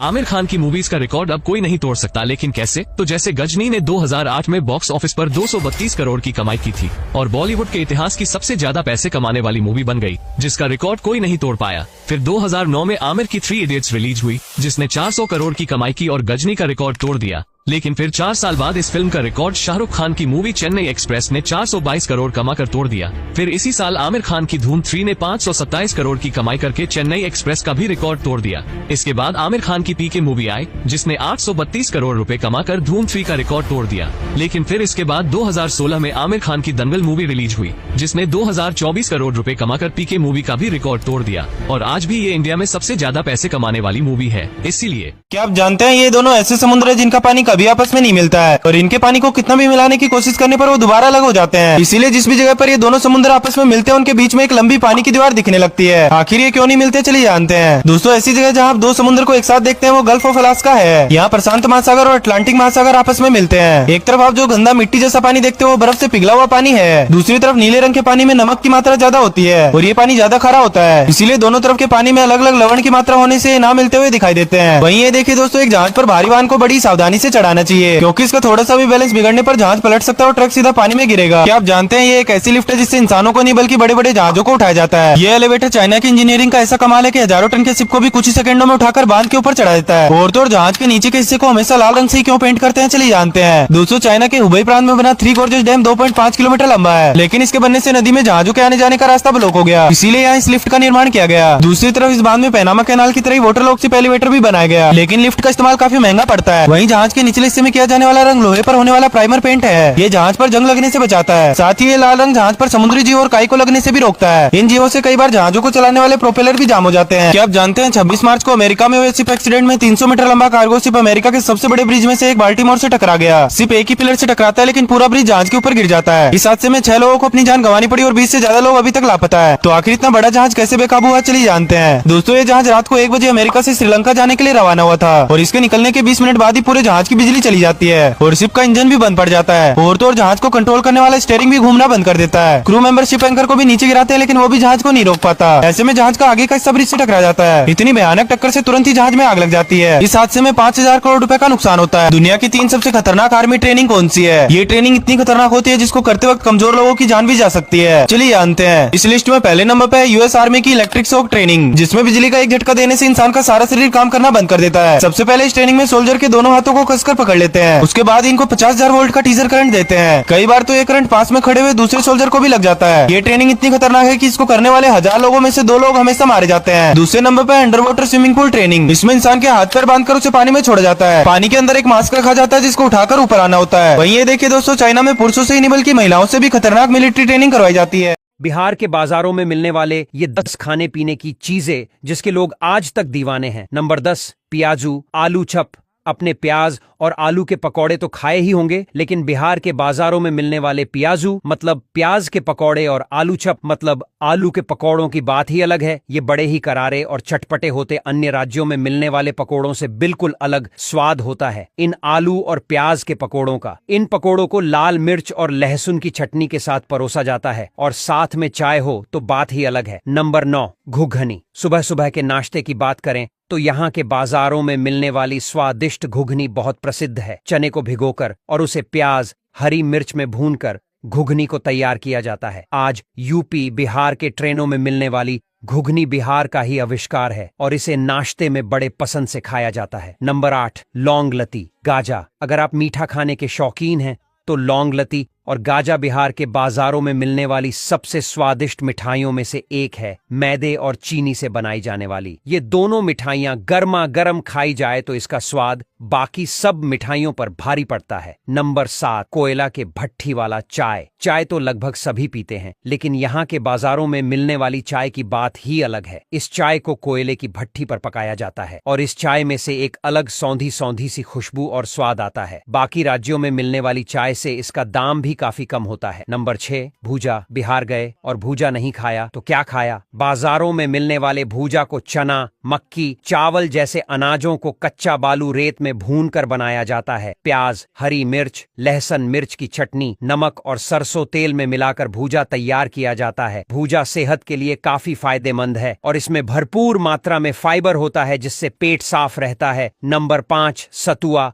मिल्क शेक और जूस को टक्कर देता है। बिहार का सतुआ को आम भाषा में सत्तू भी कहते हैं। इसे चना, मक्की को भूनकर और उसे पीसकर तैयार किया जाता है। गर्मियों के दिनों में बिहार के बाजारों में मिलने वाले सतुआ को लोग बड़े शौक से पीते हैं। सतुआ में प्याज, मिर्च, काला नमक और नींबू डालकर घोला जाता है और पिलाया जाता है। सतुआ को आटे की तरह गूंथकर प्याज और हरी मिर्च के साथ भी खाया जाता है। नंबर 4, फोफिया। ये के बाजारों में मिलने वाले फोफिया बच्चों की पहली पसंद होती है और बड़े भी इसे शौक से खाते हैं। फोफिया को तेल में तलकर तैयार किया जाता है। नंबर 3, समोसा चटनी। बिहार के बाजारों में मिलने वाली समोसा चटनी जैसा स्वाद शायद ही कहीं और मिले। छोटे छोटे समोसों को टमाटर, मिर्च और लहसुन की चटनी के साथ परोसा जाता है। नंबर 2, अंडा चप और अंडा फ्राई। अंडे के बने पकोड़े तो लगभग लोगों ने खाए होंगे, मगर बिहार के बाजार में मिलने वाला अंडा चप बहुत ही स्वादिष्ट और करारा होता है और उबले अंडे को काटकर सरसों तेल में फ्राई किया जाता है और उस पर नमक लगाकर खिलाया जाता है। खाली उबले अंडे से इस अंडा फ्राई का स्वाद बहुत अलग और बेहद स्वादिष्ट होता है। नंबर 1, लिट्टी चोखा। बिहार की शान, या यूं कहें कि बिहार का आधिकारिक व्यंजन लिट्टी और चोखा चने के सत्तू में सरसों तेल, मिर्च और लहसुन मिलाकर आटे में भर के आग पर सेंक कर बनाया जाता है और इसे आलू बैंगन के चोखे के साथ खाया जाता है। आपके गांव या शहर के बाजार में मिलने वाली सबसे फेमस खाने की चीज कौन सी मिलती है? कमेंट में हमें जरूर बताएं और हमारे पेज काजल टीवी को फॉलो करें। और हमारी यह वीडियो आपको अच्छी लगी तो एक लाइक और शेयर जरूर करें। धन्यवाद। क्या आप जानते हैं ये दोनों ऐसे समुद्र है जिनका पानी कभी आपस में नहीं मिलता है और इनके पानी को कितना भी मिलाने की कोशिश करने पर वो दोबारा अलग हो जाते हैं। इसीलिए जिस भी जगह पर ये दोनों समुद्र आपस में मिलते हैं उनके बीच में एक लंबी पानी की दीवार दिखने लगती है। आखिर ये क्यों नहीं मिलते, चलिए जानते हैं। दोस्तों, ऐसी जगह जहाँ आप दो समुद्र को एक साथ देखते हैं वो गल्फ ऑफ अलास्का है। यहाँ प्रशांत महासागर और अटलांटिक महासागर आपस में मिलते हैं। एक तरफ आप जो गंदा मिट्टी जैसा पानी देखते हो वो बर्फ से पिघला हुआ पानी है। दूसरी तरफ नीले रंग के पानी में नमक की मात्रा ज्यादा होती है और ये पानी ज्यादा खारा होता है। इसीलिए दोनों तरफ के पानी में अलग अलग लवण की मात्रा होने से ना मिलते हुए दिखाई देते हैं। वहीं ये देखिए दोस्तों, एक जहाज पर भारी वाहन को बड़ी सावधानी से चढ़ाना चाहिए क्योंकि इसका थोड़ा सा भी बैलेंस बिगड़ने पर जहाज पलट सकता है और ट्रक सीधा पानी में गिरेगा। क्या आप जानते हैं ये एक ऐसी लिफ्ट है जिससे इंसानों को नहीं बल्कि बड़े बड़े जहाजों को उठाया जाता है। ये एलिवेटर चाइना की इंजीनियरिंग का ऐसा कमाल है कि हजारों टन के शिप को भी कुछ ही सेकंडों में उठाकर बांध के ऊपर चढ़ा देता है। और तो और जहाज के नीचे के हिस्से को हमेशा लाल रंग से क्यों पेंट करते हैं, चलिए जानते हैं। दोस्तों, चाइना के हुबई प्रांत में बना थ्री गॉर्जेस डैम 2.5 किलोमीटर लंबा है, लेकिन इसके बनने से नदी में जहाजों के आने जाने का रास्ता ब्लॉक हो गया। इसीलिए यहाँ इस लिफ्ट का निर्माण किया गया। दूसरी तरफ इस बांध में पैनामा कैनाल की तरह वाटर लॉक से एलिवेटर भी बनाया गया, लेकिन लिफ्ट का इस्तेमाल काफी महंगा पड़ता है। वहीं जहाज के निचले हिस्से में किया जाने वाला रंग लोहे पर होने वाला प्राइमर पेंट है। ये जहाज पर जंग लगने से बचाता है। साथ ही ये लाल रंग जहाज पर समुद्री जीव और काई को लगने से भी रोकता है। इन जीवों से कई बार जहाजों को चलाने वाले प्रोपेलर भी जाम हो जाते हैं। क्या आप जानते हैं 26 मार्च को अमेरिका में हुए शिप एक्सीडेंट में 300 मीटर लंबा कार्गो शिप अमेरिका के सबसे बड़े ब्रिज में से एक बाल्टीमोर से टकरा गया। शिप एक ही पिलर से टकराता है लेकिन पूरा ब्रिज जहाज के ऊपर गिर जाता है। इस हादसे में 6 लोगों को अपनी जान गंवानी पड़ी और 20 से ज्यादा लोग अभी तक लापता है। तो आखिर इतना बड़ा जहाज कैसे बेकाबू हुआ, चलिए जानते हैं। दोस्तों, ये जहाज रात को 1 बजे अमेरिका से श्रीलंका जाने के लिए रवाना हुआ था और इसके निकलने के 20 मिनट बाद ही पूरे जहाज की बिजली चली जाती है और शिप का इंजन भी बंद पड़ जाता है। और तो और जहाज को कंट्रोल करने वाला स्टीयरिंग भी घूमना बंद कर देता है। क्रू मेंबर शिप एंकर को भी नीचे गिराते हैं लेकिन वो भी जहाज को नहीं रोक पाता। ऐसे में जहाज का आगे का हिस्सा ब्रिज से टकरा जाता है। इतनी भयानक टक्कर से तुरंत ही जहाज में आग लग जाती है। इस हादसे में 5000 करोड़ रुपए का नुकसान होता है। दुनिया की 3 सबसे खतरनाक आर्मी ट्रेनिंग कौन सी है? ये ट्रेनिंग इतनी खतरनाक होती है जिसको करते वक्त कमजोर लोगों की जान भी जा सकती है। चलिए जानते हैं। इस लिस्ट में पहले नंबर पे है यूएस आर्मी की इलेक्ट्रिक शॉक ट्रेनिंग, जिसमें बिजली का एक झटका देने से इंसान का सारा शरीर काम करना बंद कर देता है। सबसे पहले इस ट्रेनिंग में सोल्जर के दोनों हाथों को कसकर पकड़ लेते हैं। उसके बाद इनको 50,000 वोल्ट का टीजर करंट देते हैं। कई बार तो ये करंट पास में खड़े हुए दूसरे सोल्जर को भी लग जाता है। ये ट्रेनिंग इतनी खतरनाक है कि इसको करने वाले 1000 लोगों में से 2 लोग हमेशा मारे जाते हैं। दूसरे नंबर पर under water swimming pool training. इसमें इंसान के हाथ पैर बांधकर उसे पानी में छोड़ा जाता है। पानी के अंदर एक मास्क रखा जाता है जिसको उठाकर ऊपर आना होता है। वहीं ये देखिए दोस्तों, चाइना में पुरुषों से ही नहीं बल्कि महिलाओं से भी खतरनाक मिलिट्री ट्रेनिंग करवाई जाती है। आखिर 2050 तक हमारी दुनिया कैसी होगी? सबसे पहले पूरी दुनिया का पेट्रोल खत्म हो जाएगा, जिसकी वजह से सभी कार्स और बाइक्स में हाइड्रोजन पेट्रोल इस्तेमाल किया जाएगा। 2050 तक स्कूल पूरी तरह से डिजिटल हो जाएंगे। स्कूल्स में बच्चों को भारी भरकम बैग लेकर नहीं जाना होगा। बच्चों के हाथों में टैबलेट्स या लैपटॉप होंगे और दुनिया की पॉपुलेशन 900 करोड़ से भी ज्यादा हो जाएगी। इवन हमारा इंडिया पॉपुलेशन में चाइना को पीछे छोड़ देगा। धरती पर जमीन इतनी कम हो जाएगी कि गगनचुंबी इमारतों पर खेती की जाने लगेगी। अमेरिका की रिपोर्ट्स की माने तो समुद्र का सी लेवल बढ़ जाएगा, जिसके चलते समुद्र किनारे बसे शहर और जंगल पानी में डूब जाएंगे। 2050 तक उड़ने वाली कारें आ जाएंगी, जिनको उतारने के लिए किसी भी सरफेस की जरूरत नहीं होगी। सभी व्हीकल कंप्यूटर द्वारा कंट्रोल किए जाएंगे। साथ ही 2050 तक कई जॉब्स खत्म हो जाएंगी, क्योंकि उस समय तक रोबोट से काम लिया जाएगा। कुछ ऐसे इंडियन एक्टर्स जो हर मूवी में एक ही काम करते हैं। नंबर 5 धनुष। साउथ इंडियन एक्टर धनुष की एक्टिंग के साथ साथ इनकी फ्लाइंग किक ऑडियंस को बहुत पसंद आती है, जो आपको इनकी हर एक मूवी में देखने को मिल जाएगी। नंबर 4 विजय चंद्रशेखर, जो अपनी हर एक मूवी में चिंगम खाते हुए दिखाई देते हैं, क्योंकि इनका मानना है कि चिंगम खाने से माइंड फ्रेश रहता है और काफी कूल लुक देता है। नंबर 3 सलमान खान। भाईजान की ऐसी कोई मूवी नहीं जिसमें वो अपनी बॉडी ना दिखाए। सलमान खान की कोई पुरानी मूवी हो या फिर नई मूवी हो, आपको उनका शर्टलेस सीन हर एक मूवी में देखने को मिल जाएगा। नंबर 2 रजनीकांत। वैसे तो रजनीकांत की बहुत सी आइकॉनिक स्टाइल्स हैं, लेकिन इनका सनग्लासेस पहनने का स्टाइल बहुत जबरदस्त और यूनिक लगता है। नंबर 1 शाहरुख खान, जिनका सिग्नेचर पोज तो आपको पता ही होगा।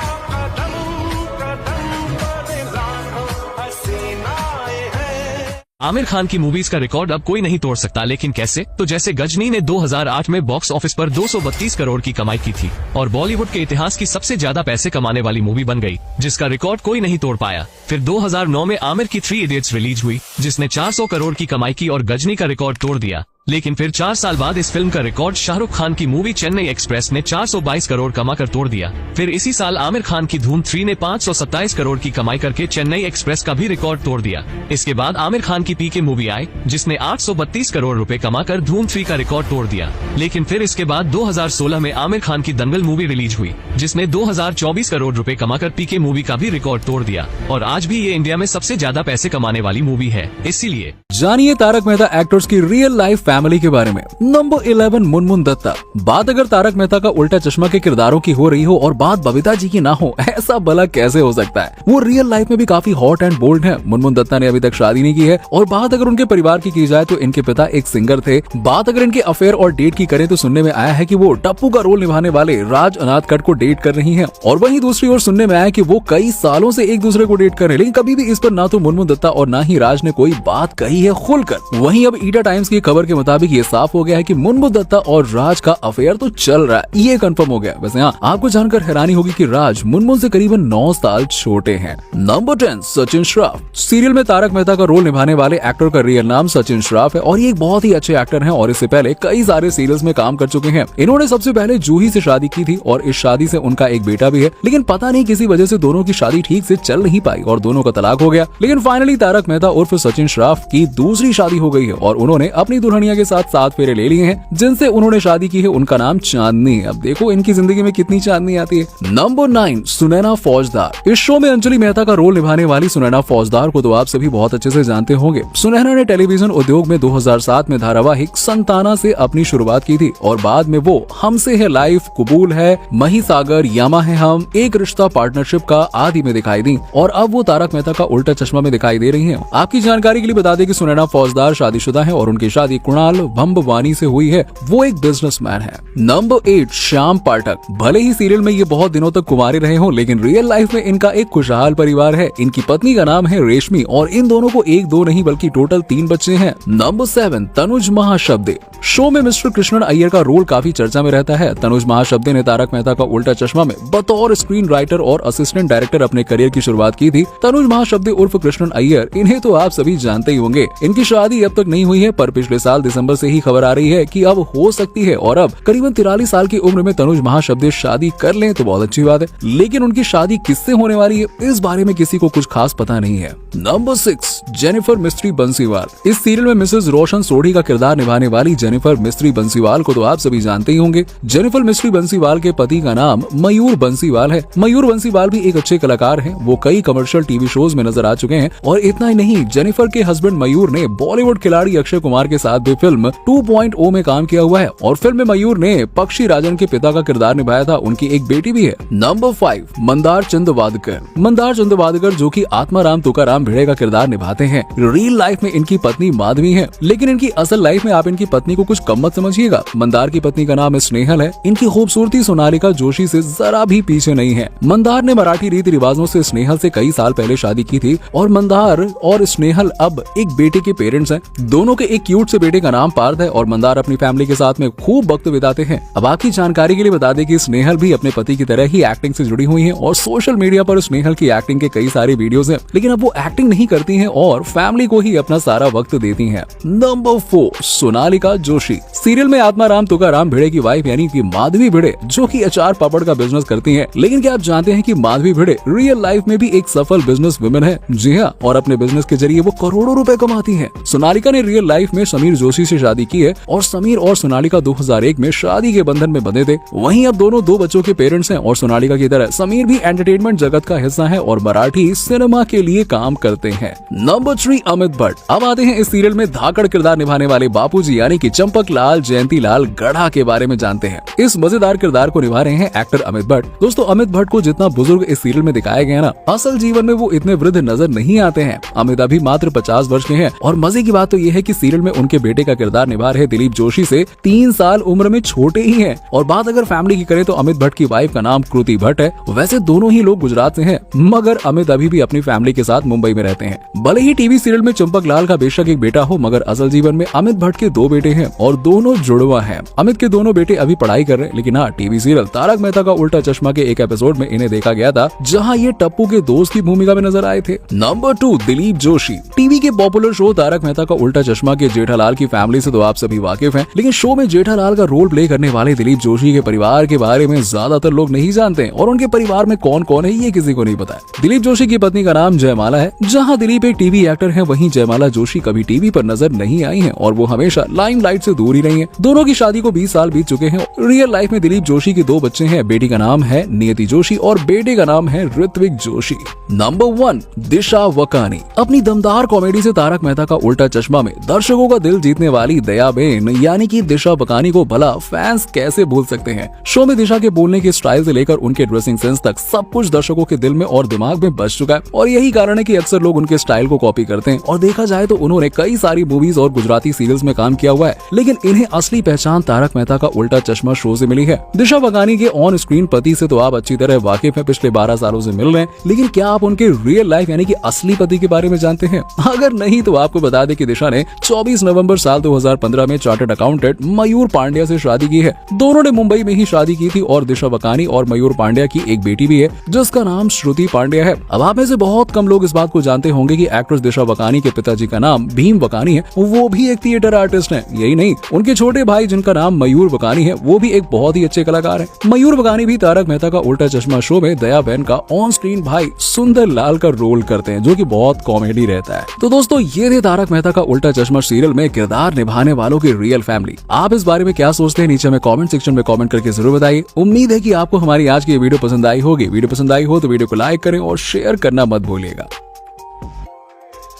दोस्तों, क्या आप जानते हैं दुनिया के 7 अजूबों में कौन कौन सी इमारतें शामिल हैं? इन्हें कब बनाया गया और किसने बनाया? ये इमारतें हैं कहाँ और आखिर इनमें ऐसा क्या है जो इन्हें दुनिया के 7 अजूबों में शामिल किया? इनका इतिहास क्या कहता है? क्या वाकई अजूबा कहलाने लायक है या फिर नहीं? चलिए जानते हैं। लेकिन इन अजूबों के बारे में जानने से पहले दोस्तों आप ये जान लीजिए इन 7 अजूबों को कैसे चुना गया। दोस्तों, दुनिया के 7 अजूबे प्राचीन काल से ही चुने जा रहे हैं, लेकिन वो समय के साथ साथ नष्ट हो गए और आज के समय में जो अजूबे हैं उन्हें एक खास प्रोसेस के द्वारा चुना गया। इसके लिए 1999 से 2000 में स्विट्जरलैंड में एक फाउंडेशन द्वारा एक वेबसाइट का निर्माण किया गया और वहाँ पर 200 से भी ज्यादा धरोहरें लिस्ट की गयी और फिर उन पर लोगों को वोट करने के लिए कहा गया, जहाँ पर 100 मिलियन से भी ज्यादा लोगों ने ऑनलाइन वोट किए और इस वोटिंग का निर्णय 2007 में आया और जिन धरोहरों को सबसे ज्यादा वोट मिले उन्हें दुनिया के 7 अजूबों के रूप में चुना गया। तो चलिए जानते हैं ये अजूबे कौन से हैं। Number 1, great wall of China. दोस्तों, दुनिया के 7 अजूबों में सबसे पहले हम बात करने वाले हैं चीन की दीवार की। जी हाँ, जो अपने आप में ही कमाल है, धमाल है और बेमिसाल है। चीन की दीवार दुनिया की सबसे बड़ी दीवार है जिसकी लंबाई लगभग 64,000 किलोमीटर है। ये मिट्टी, ईंटों और पत्थरों से बनी किले की मेन दीवारों की तरह दिखने वाली दीवार है। इसे चीन के कई शासकों और राजाओं द्वारा उत्तरी हमलावरों से बचने के लिए बनाया गया। इस दीवार को बनाने में लगभग 20 से 30 लाख लोगों ने अपना पूरा जीवन लगा दिया था। कहा जाता है कि कड़ी मेहनत करने वाले मजदूरों को भी इसमें दफना दिया जाता था, इसलिए इसे दुनिया का सबसे बड़ा कब्रिस्तान भी कहा जाता है। इस दीवार की सबसे ज्यादा ऊंचाई है करीब 35 फुट और हर जगह ऊंचाई अलग अलग है। और चौड़ाई की बात करें तो दोस्तों, यहाँ से 10 पैदल चलते व्यक्ति एक साथ निकल सकते हैं। माना जाता है कि इसे 5वीं शताब्दी से लेकर 16वीं शताब्दी तक बनवाया गया। ये दीवार इतनी बड़ी है कि ये अंतरिक्ष से भी दिखाई देती है। कहा जाता है कि इस दीवार के बीच में खाली जगह है और इसे मिला दिया जाए तो इसकी लंबाई 8,848 किलोमीटर हो जाएगी। Number 2, Christ the Redeemer statue. अब हम बात करने वाले हैं दोस्तों ब्राजील के उस अजूबे की जिसे देखकर आप भी बिल्कुल दंग रह जाएंगे। इसकी खूबसूरती और कारीगरी को देखकर दोस्तों आपकी आंखें फटी की फटी रह जाएंगी। तो पेश है दोस्तों क्राइस्ट द रिडीमर स्टैचू। ये ब्राजील के रियो डी जेनेरो में पहाड़ के ऊपर 130 फीट ऊंची ईसा मसीह की मूर्ति है। ये मूर्ति तिजुका फॉरेस्ट नेशनल पार्क में कोरकोवाड़ो पर्वत की चोटी पर स्थित है। ये दुनिया की सबसे ऊंची मूर्तियों में से एक है। इस प्रतिमा को दोस्तों कंक्रीट और सोपस्टोन से बनाया गया है। इसके निर्माण की बात करें तो वो करीब 1922 से 1931 के बीच किया गया था। इसकी चौड़ाई की बात करें तो वो है 98 फीट और इसका वजन है 635 टन। इस मूर्ति को बनाने में दोस्तों $25,000 खर्च हुए थे और इस मूर्ति को पॉल लैंडोव्स्की ने डिजाइन किया और Brazilian engineer Heitor da Silva Costa ने इसे पूरा करवाया था। मूर्ति की खास बात यह है कि मूर्ति पर पक्षी न बैठे, इसलिए इसके ऊपर छोटे छोटे किले लगाई गई हैं। नंबर 3, ताजमहल। जी हाँ दोस्तों, अब हम बात करने वाले उस अजूबे की जिसे दुनिया भर में लोग प्यार की निशानी मानते हैं और दुनिया भर से लोग यहाँ घूमने के लिए आते हैं। ताजमहल भारत के उत्तर प्रदेश राज्य के आगरा शहर में स्थित है। इसका निर्माण मुगल बादशाह शाहजहां ने अपनी पत्नी मुमताज की याद में करवाया था, जिनकी मृत्यु 1631 में बच्चे को जन्म देते टाइम हुई थी। आपको बता दें इसका निर्माण सन 1632 से 1653 के बीच में हुआ था। इसे बनाने में लगभग 21 साल का समय लगा। ताजमहल की ऊंचाई की बात करें तो वो 73 मीटर है। ये 17 हेक्टेयर के क्षेत्रफल में फैला हुआ है और इसे बनाने के लिए 20,000 से भी ज्यादा मजदूरों ने काम किया था। कहा तो ये भी जाता है कि ताजमहल बनाने के बाद शाहजहां ने मजदूरों के हाथ कटवा दिए थे। हालांकि ये सिर्फ कहानियां हैं और इसके प्रमाण अभी तक कभी मिले नहीं है। ताजमहल के संगमरमर पर सूर्य की रोशनी पड़ने से ये दिन के समय में कई अलग अलग रंगों का दिखाई पड़ता है। इसके आसपास और भी कई सारी इमारतें और बाग बने हुए हैं जो इसकी शोभा बढ़ाते हैं। Number 4, the Roman Colosseum. जी हाँ दोस्तों, ये वही शानदार बिल्डिंग है जिसकी खूबसूरती किसी को भी अपना दीवाना बना लेती है। रोमन साम्राज्य के इतिहास के रूप में खड़ा कोलोसियम रोम शहर में स्थित अंडाकार आकृति का थिएटर या विशाल स्टेडियम है, जिसका निर्माण पहली शताब्दी में कई रोमन राजाओं के द्वारा किया गया। इस थिएटर का निर्माण रोमन साम्राज्य की अद्भुत स्थापत्य कला का प्रदर्शन करता है, जो कि वास्तव में अपने आप में गौरवपूर्ण गाथा को समेटे हुए। रोमन साम्राज्य के प्रारंभिक काल में इस थिएटर का यूज कई प्रकार के सार्वजनिक कार्यों, मनोरंजन शोज, पौराणिक गाथाओं के प्रदर्शन, नाटक, शिकार के अभिनय और तलवारबाजी जैसे मनोरंजक कार्यक्रमों के लिए किया जाता था। आपको बता दें इतिहास में अब तक का सबसे विशाल स्टेडियम रहा है, जिसमें एक बार में 65,000 से 80,000 तक लोग बैठ सकते हैं। दोस्तों, अगर आपको हमारी वीडियो पसंद आ रही हो तो भाई फटाफट से लाइक कर दीजिए। आगे मैं और भी मॉन्यूमेंट्स के बारे में आपको बताने वाला हूँ। आइए आगे बढ़ते हैं नंबर 5 के संग Chichen Itza. Chichen Itza Mexico में बना दोस्तों एक ऐसा अजूबा है जिसे देखकर आप तो क्या वैज्ञानिक भी बिल्कुल हैरान रह जाएं। तभी तो ये इस लिस्ट में शामिल हुआ है। ये अपने विश्व प्रसिद्ध पिरामिड आकृति के मयान, मंदिर और यहाँ से निकलने वाली अजीब अजीब आवाजों की वजह से दुनिया भर में फेमस है। और यहाँ के दोस्तों हर एक मंदिर में 365 सीढ़ियाँ हैं। ऐसा माना जाता है कि इसे कोलंबियाई माया सभ्यता ने 9वीं और 12वीं शताब्दी के बीच में बनाया था। वैसे आपको बता दूं हर साल यहाँ पर 1.2 मिलियन से भी ज्यादा पर्यटक घूमने आते हैं। चिचेन इट्जा को 1200 साल पहले बनाया गया, जो बहुत ही बड़े क्षेत्र लगभग 4 वर्ग मील में फैला हुआ है। इसलिए दोस्तों ये दुनिया के 7 अजूबों में से एक है। Number 6, Petra.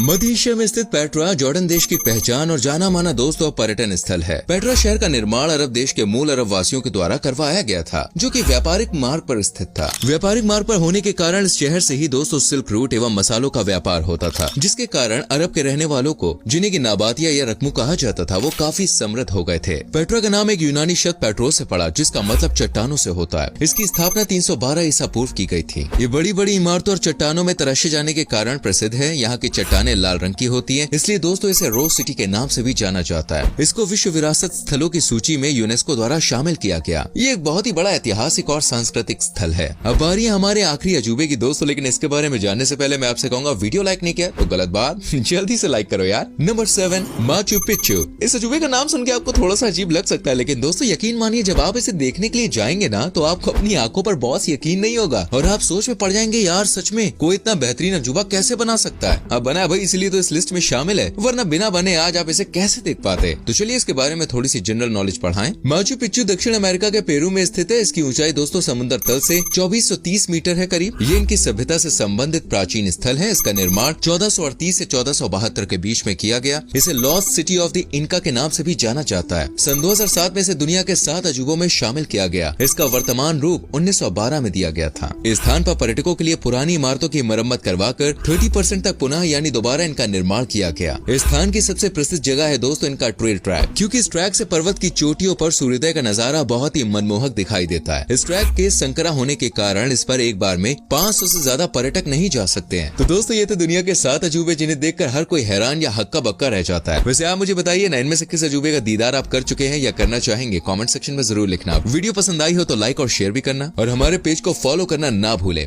जानिए तारक मेहता एक्टर्स की रियल लाइफ फैमिली के बारे में। नंबर 11, मुनमुन दत्ता। बात अगर तारक मेहता का उल्टा चश्मा के किरदारों की हो रही हो और बात बबीता जी की ना हो, ऐसा भला कैसे हो सकता है? वो रियल लाइफ में भी काफी हॉट एंड बोल्ड है। मुनमुन दत्ता ने अभी तक शादी नहीं की है और बात अगर उनके परिवार की जाए तो इनके पिता एक सिंगर थे। बात अगर इनके अफेयर और डेट की करें तो सुनने में आया है कि वो टप्पू का रोल निभाने वाले राज अनाथकट को डेट कर रही है। और वहीं दूसरी ओर सुनने में आया कि वो कई सालों से एक दूसरे को डेट कर रहे हैं, लेकिन कभी भी इस पर ना तो मुनमुन दत्ता और ना ही राज ने कोई बात कही है खुलकर। वहीं अब ईटा टाइम्स की खबर के मुताबिक ये साफ हो गया है कि मुनमुन दत्ता और राज का अफेयर तो चल रहा है, ये कंफर्म हो गया। वैसे हाँ, आपको जानकर हैरानी होगी कि राज मुनमुन से करीबन 9 साल छोटे हैं। नंबर 10, सचिन श्रॉफ। सीरियल में तारक मेहता का रोल निभाने वाले एक्टर का रियल नाम सचिन श्रॉफ है और ये एक बहुत ही अच्छे एक्टर हैं और इससे पहले कई सारे सीरियल्स में काम कर चुके हैं। इन्होंने सबसे पहले जूही से शादी की थी और इस शादी से उनका एक बेटा भी है, लेकिन पता नहीं किसी वजह से दोनों की शादी ठीक से चल नहीं पाई और दोनों का तलाक हो गया। लेकिन फाइनली तारक मेहता उर्फ सचिन श्रॉफ की दूसरी शादी हो गई है और उन्होंने अपनी दुल्हनिया के साथ 7 फेरे ले लिए हैं, जिनसे उन्होंने शादी की है। उनका नाम चांदनी है। अब देखो इनकी जिंदगी में कितनी चांदनी आती है। नंबर 9, सुनैना फौजदार। इस शो में अंजलि मेहता का रोल निभाने वाली सुनैना फौजदार को तो आप सभी बहुत अच्छे से जानते होंगे। सुनैना ने टेलीविजन उद्योग में 2007 में धारावाहिक संताना से अपनी शुरुआत की थी और बाद में वो हमसे है लाइफ, कबूल है, महिसागर, यामा है हम, एक रिश्ता, पार्टनरशिप का आदि में दिखाई दी और अब वो तारक मेहता का उल्टा चश्मा में दिखाई दे रही है। आपकी जानकारी के लिए बता दें कि सुनैना फौजदार शादीशुदा है और उनकी शादी कुणाल भंबवानी से हुई है।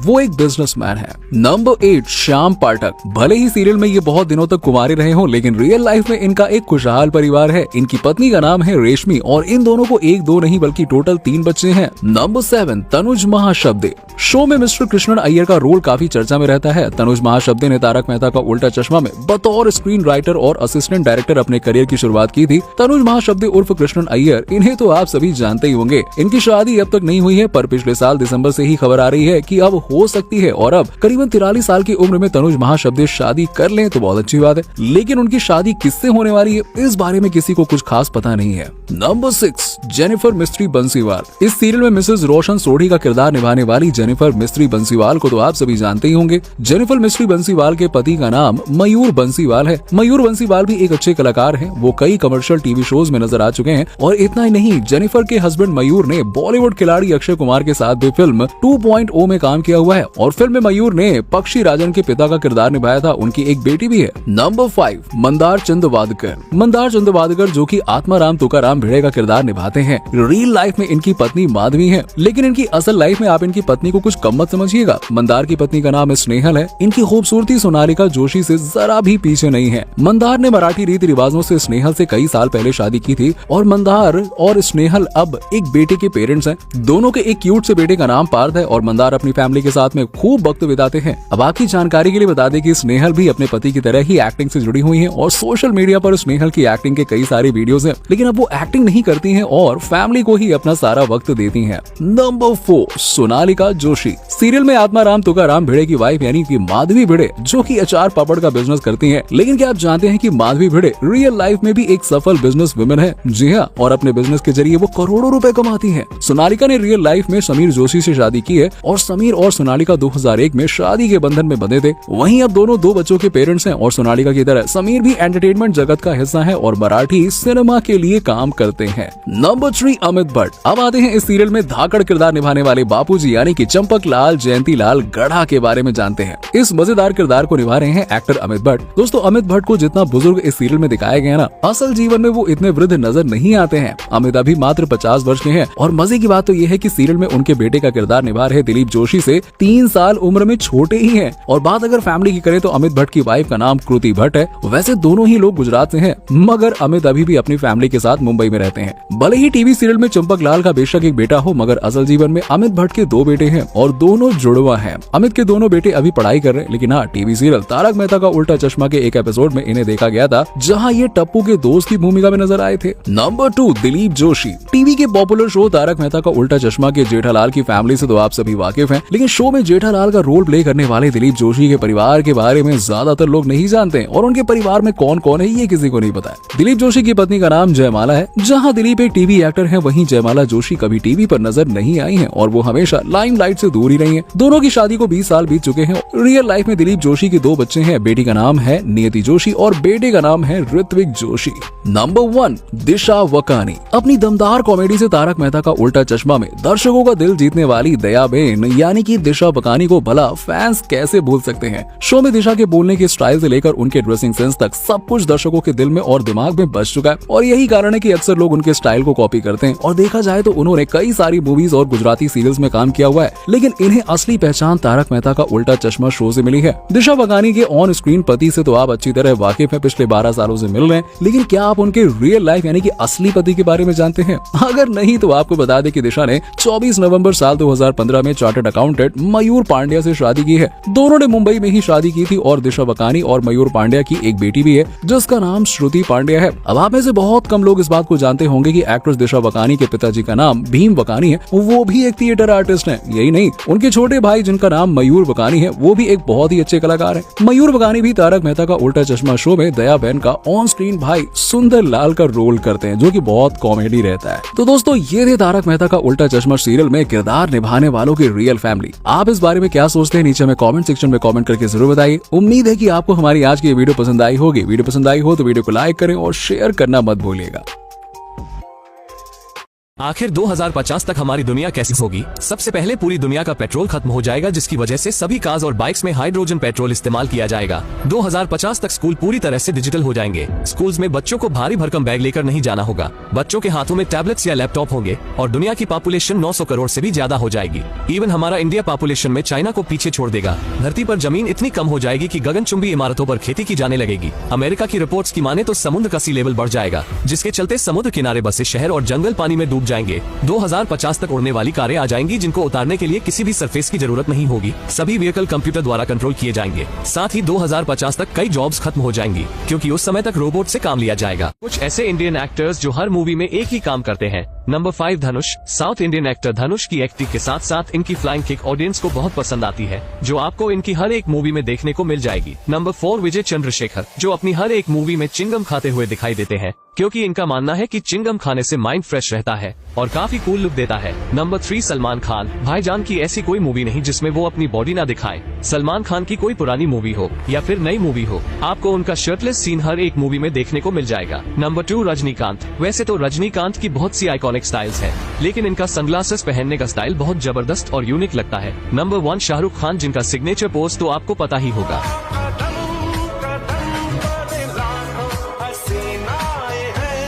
आमिर खान की मूवीज का रिकॉर्ड अब कोई नहीं तोड़ सकता, लेकिन कैसे? तो जैसे गजनी ने 2008 में बॉक्स ऑफिस पर 232 करोड़ की कमाई की थी और बॉलीवुड के इतिहास की सबसे ज्यादा पैसे कमाने वाली मूवी बन गई, जिसका रिकॉर्ड कोई नहीं तोड़ पाया। फिर 2009 में आमिर की 3 इडियट्स रिलीज हुई, जिसने 400 करोड़ की कमाई की और गजनी का रिकॉर्ड तोड़ दिया। लेकिन फिर 4 साल बाद इस फिल्म का रिकॉर्ड शाहरुख खान की मूवी चेन्नई एक्सप्रेस ने 422 करोड़ कमाकर तोड़ दिया। फिर इसी साल आमिर खान की धूम 3 ने 527 करोड़ की कमाई करके चेन्नई एक्सप्रेस का भी रिकॉर्ड तोड़ दिया। इसके बाद आमिर खान की पीके मूवी आई, जिसने 832 करोड़ रुपए कमाकर धूम 3 का रिकॉर्ड तोड़ दिया। लेकिन फिर इसके बाद 2016 में आमिर खान की दंगल मूवी रिलीज हुई, जिसने 2024 करोड़ रुपए कमाकर पीके मूवी का भी रिकॉर्ड तोड़ दिया और आज भी ये इंडिया में सबसे ज्यादा पैसे कमाने वाली मूवी है। इसीलिए बिहार के बाजारों में मिलने वाले ये 10 खाने पीने की चीजें जिसके लोग आज तक दीवाने हैं। नंबर 10, प्याजू, आलू चप।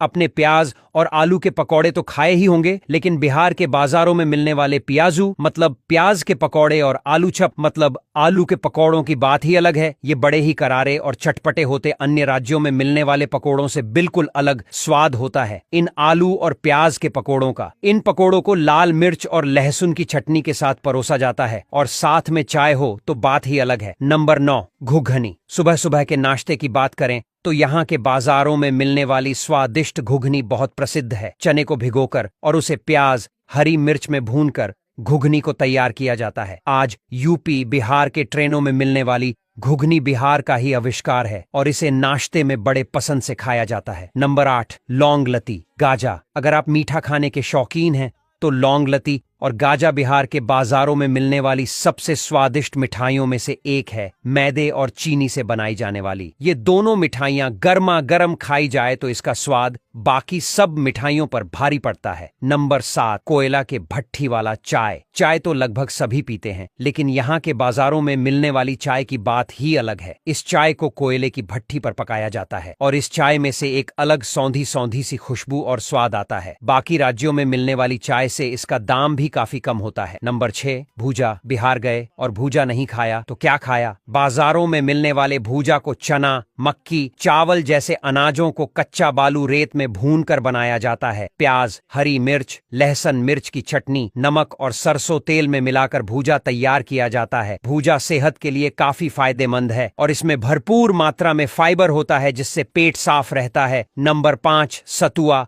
मिल्क शेक और जूस को टक्कर देता है। बिहार का सतुआ को आम भाषा में सत्तू भी कहते हैं। इसे चना, मक्की को भूनकर और उसे पीसकर तैयार किया जाता है। गर्मियों के दिनों में बिहार के बाजारों में मिलने वाले सतुआ को लोग बड़े शौक से पीते हैं। सतुआ में प्याज, मिर्च, काला नमक और नींबू डालकर घोला जाता है और पिलाया जाता है। सतुआ को आटे की तरह गूंथकर प्याज और हरी मिर्च के साथ भी खाया जाता है। नंबर 4, फोफिया। ये के बाजारों में मिलने वाले फोफिया बच्चों की पहली पसंद होती है और बड़े भी इसे शौक से खाते हैं। फोफिया को तेल में तलकर तैयार किया जाता है। नंबर 3, समोसा चटनी। बिहार के बाजारों में मिलने वाली समोसा चटनी जैसा स्वाद शायद ही कहीं और मिले। छोटे छोटे समोसों को टमाटर, मिर्च और लहसुन की चटनी के साथ परोसा जाता है। नंबर 2, अंडा चप और अंडा फ्राई। अंडे के बने पकोड़े तो लगभग लोगों ने खाए होंगे, मगर बिहार के बाजार में मिलने वाला अंडा चप बहुत ही स्वादिष्ट और करारा होता है और उबले अंडे को काटकर सरसों तेल में फ्राई किया जाता है और उस पर नमक लगाकर खिलाया जाता है। खाली उबले अंडे से इस अंडा फ्राई का स्वाद बहुत अलग और बेहद स्वादिष्ट होता है। Number 1,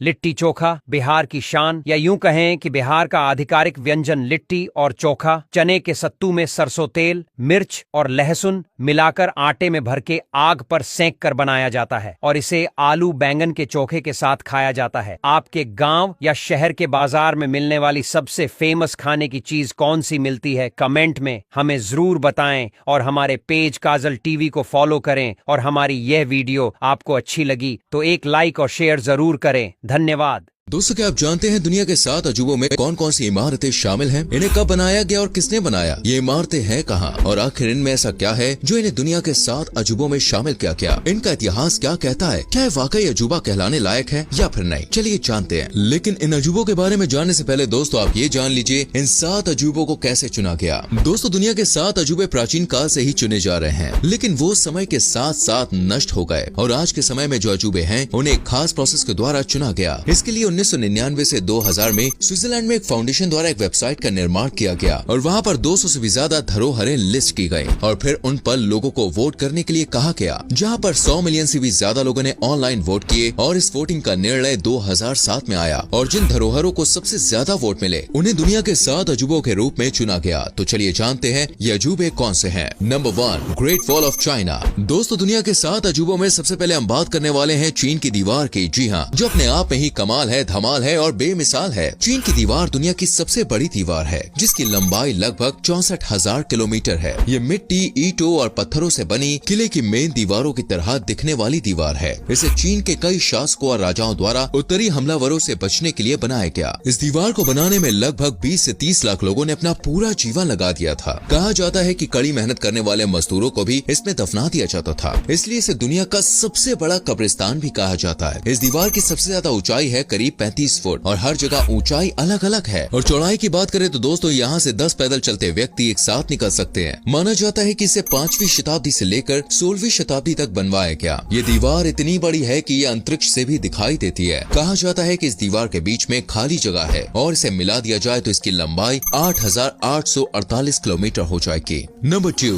Christ the Redeemer statue. अब हम बात करने वाले हैं दोस्तों ब्राजील के उस अजूबे की जिसे देखकर आप भी बिल्कुल दंग रह जाएंगे। इसकी खूबसूरती और कारीगरी को देखकर दोस्तों आपकी आंखें फटी की फटी रह जाएंगी। तो पेश है दोस्तों क्राइस्ट द रिडीमर स्टैचू। ये ब्राजील के रियो डी जेनेरो में पहाड़ के ऊपर 130 फीट ऊंची ईसा मसीह की मूर्ति है। ये मूर्ति तिजुका फॉरेस्ट नेशनल पार्क में कोरकोवाड़ो पर्वत की चोटी पर स्थित है। ये दुनिया की सबसे ऊंची मूर्तियों में से एक है। इस प्रतिमा को दोस्तों कंक्रीट और सोपस्टोन से बनाया गया है। इसके निर्माण की बात करें तो वो करीब 1922 से 1931 के बीच किया गया था। इसकी चौड़ाई की बात करें तो वो है 98 फीट और इसका वजन है 635 टन। इस मूर्ति को बनाने में दोस्तों $25,000 खर्च हुए थे और इस मूर्ति को पॉल लैंडोव्स्की ने डिजाइन किया और Brazilian engineer Heitor da Silva Costa ने इसे पूरा करवाया था। मूर्ति की खास बात यह है कि मूर्ति पर पक्षी न बैठे, इसलिए इसके ऊपर छोटे छोटे किले लगाई गई हैं। नंबर 3, ताजमहल। जी हाँ दोस्तों, अब हम बात करने वाले उस अजूबे की जिसे दुनिया भर में लोग प्यार की निशानी मानते हैं और दुनिया भर से लोग यहाँ घूमने के लिए आते हैं। ताजमहल भारत के उत्तर प्रदेश राज्य के आगरा शहर में स्थित है। इसका निर्माण मुगल बादशाह शाहजहां ने अपनी पत्नी मुमताज की याद में करवाया था, जिनकी मृत्यु 1631 में बच्चे को जन्म देते टाइम हुई थी। आपको बता दें इसका निर्माण सन 1632 से 1653 के बीच में हुआ था। इसे बनाने में लगभग 21 साल का समय लगा। ताजमहल की ऊंचाई की बात करें तो वो 73 मीटर है। ये 17 हेक्टेयर के क्षेत्रफल में फैला हुआ है और इसे बनाने के लिए 20,000 से भी ज्यादा मजदूरों ने काम किया था। कहा तो ये भी जाता है कि ताजमहल बनाने के बाद शाहजहां ने मजदूरों के हाथ कटवा दिए थे। हालांकि ये सिर्फ कहानियां हैं और इसके प्रमाण अभी तक कभी मिले नहीं है। ताजमहल के संगमरमर पर सूर्य की रोशनी पड़ने से ये दिन के समय में कई अलग अलग रंगों का दिखाई पड़ता है। इसके आसपास और भी कई सारी इमारतें और बाग बने हुए हैं जो इसकी शोभा बढ़ाते हैं। Number 4, the Roman Colosseum. जी हाँ दोस्तों, ये वही शानदार बिल्डिंग है जिसकी खूबसूरती किसी को भी अपना दीवाना बना लेती है। रोमन साम्राज्य के इतिहास के रूप में खड़ा कोलोसियम रोम शहर में स्थित अंडाकार आकृति का थिएटर या विशाल स्टेडियम है, जिसका निर्माण पहली शताब्दी में कई रोमन राजाओं के द्वारा किया गया। इस थिएटर का निर्माण रोमन साम्राज्य की अद्भुत स्थापत्य कला का प्रदर्शन करता है, जो कि वास्तव में अपने आप में गौरवपूर्ण गाथा को समेटे हुए। रोमन साम्राज्य के प्रारंभिक काल में इस थिएटर का यूज कई प्रकार के सार्वजनिक कार्यों, मनोरंजन शोज, पौराणिक गाथाओं के प्रदर्शन, नाटक, शिकार के अभिनय और तलवारबाजी जैसे मनोरंजक कार्यक्रमों के लिए किया जाता था। आपको बता दें इतिहास में अब तक का सबसे विशाल स्टेडियम रहा है, जिसमें एक बार में 65,000 से 80,000 तक लोग बैठ सकते हैं। दोस्तों, अगर आपको हमारी वीडियो पसंद आ रही हो तो भाई फटाफट से लाइक कर दीजिए। आगे मैं और भी मॉन्यूमेंट्स के बारे में आपको बताने वाला हूँ। आइए आगे बढ़ते हैं नंबर 5 के संग Chichen Itza. Chichen Itza Mexico में बना दोस्तों एक ऐसा अजूबा है जिसे देखकर आप तो क्या वैज्ञानिक भी बिल्कुल हैरान रह जाएं। तभी तो ये इस लिस्ट में शामिल हुआ है। ये अपने विश्व प्रसिद्ध पिरामिड आकृति के मयान, मंदिर और यहाँ से निकलने वाली अजीब अजीब आवाजों की वजह से दुनिया भर में फेमस है। और यहाँ के दोस्तों हर एक मंदिर में 365 सीढ़ियाँ हैं। ऐसा माना जाता है कि इसे कोलंबियाई माया सभ्यता ने 9वीं और 12वीं शताब्दी के बीच में बनाया था। वैसे आपको बता दूं हर साल यहाँ पर 1.2 मिलियन से भी ज्यादा पर्यटक घूमने आते हैं। चिचेन इट्जा को 1200 साल पहले बनाया गया, जो बहुत ही बड़े क्षेत्र लगभग 4 वर्ग मील में फैला हुआ है। इसलिए दोस्तों ये दुनिया के 7 अजूबों में से एक है। Number 6, Petra. मध्य एशिया में स्थित पेट्रा जॉर्डन देश की पहचान और जाना माना दोस्तों पर्यटन स्थल है। पेट्रा शहर का निर्माण अरब देश के मूल अरब वासियों के द्वारा करवाया गया था, जो कि व्यापारिक मार्ग पर स्थित था। व्यापारिक मार्ग पर होने के कारण इस शहर से ही दोस्तों सिल्क रूट एवं मसालों का व्यापार होता था, जिसके कारण अरब के रहने वालों को, जिन्हें की नाबातिया या रकमू कहा जाता था, वो काफी समृद्ध हो गए थे। पेट्रा का नाम एक यूनानी शब्द पेट्रो से पड़ा, जिसका मतलब चट्टानों से होता है। इसकी स्थापना 312 ईसा पूर्व की गई थी। ये बड़ी बड़ी इमारतों और चट्टानों में तराशे जाने के कारण प्रसिद्ध है। यहाँ की चट्टानें लाल रंग की होती हैं, इसलिए दोस्तों इसे रोज सिटी के नाम से भी जाना जाता है। इसको विश्व विरासत स्थलों की सूची में यूनेस्को द्वारा शामिल किया गया। ये एक बहुत ही बड़ा ऐतिहासिक और सांस्कृतिक स्थल है। अब बारी हमारे आखिरी अजूबे की दोस्तों, लेकिन इसके बारे में जानने से पहले मैं आपसे कहूंगा वीडियो लाइक नहीं किया तो गलत बात, जल्दी से लाइक करो यार। Number 7, Machu Picchu. इस अजूबे का नाम सुन के आपको थोड़ा सा अजीब लग सकता है, लेकिन दोस्तों यकीन मानिए जब आप इसे देखने के लिए जाएंगे ना तो आपको अपनी आंखों पर बॉस यकीन नहीं होगा और आप सोच में पड़ जाएंगे यार सच में कोई इतना बेहतरीन अजूबा कैसे बना सकता है। अब बना है भाई इसलिए तो इस लिस्ट में शामिल है, वरना बिना बने आज आप इसे कह कैसे देख पाते। तो चलिए इसके बारे में थोड़ी सी जनरल नॉलेज पढ़ाएं। माचू पिच्चू दक्षिण अमेरिका के पेरू में स्थित है। इसकी ऊंचाई दोस्तों समुद्र तल से 2430 मीटर है करीब। ये इनकी सभ्यता से संबंधित प्राचीन स्थल है। इसका निर्माण 1438 से 1472 के बीच में किया गया। इसे लॉस्ट सिटी ऑफ द इनका के नाम से भी जाना जाता है। सन 2007 में इसे दुनिया के 7 अजूबों में शामिल किया गया। इसका वर्तमान रूप 1912 में दिया गया था। इस स्थान पर पर्यटकों के लिए पुरानी इमारतों की मरम्मत करवाकर 30% तक पुनः यानी दोबारा इनका निर्माण किया गया। इस स्थान की सबसे प्रसिद्ध जगह है दोस्तों इनका ट्रेल ट्रैक, क्योंकि इस ट्रैक से पर्वत की चोटियों पर सूर्योदय का नजारा बहुत ही मनमोहक दिखाई देता है। इस ट्रैक के संकरा होने के कारण इस पर एक बार में 500 से ज्यादा पर्यटक नहीं जा सकते हैं। तो दोस्तों ये थे दुनिया के 7 अजूबे जिन्हें देखकर हर कोई हैरान या हक्का बक्का रह जाता है। वैसे आप मुझे बताइए ना, इनमें से किस अजूबे का दीदार आप कर चुके हैं या करना चाहेंगे? कमेंट सेक्शन में जरूर लिखना। वीडियो पसंद आई हो तो लाइक और शेयर भी करना और हमारे पेज को फॉलो करना ना भूलें।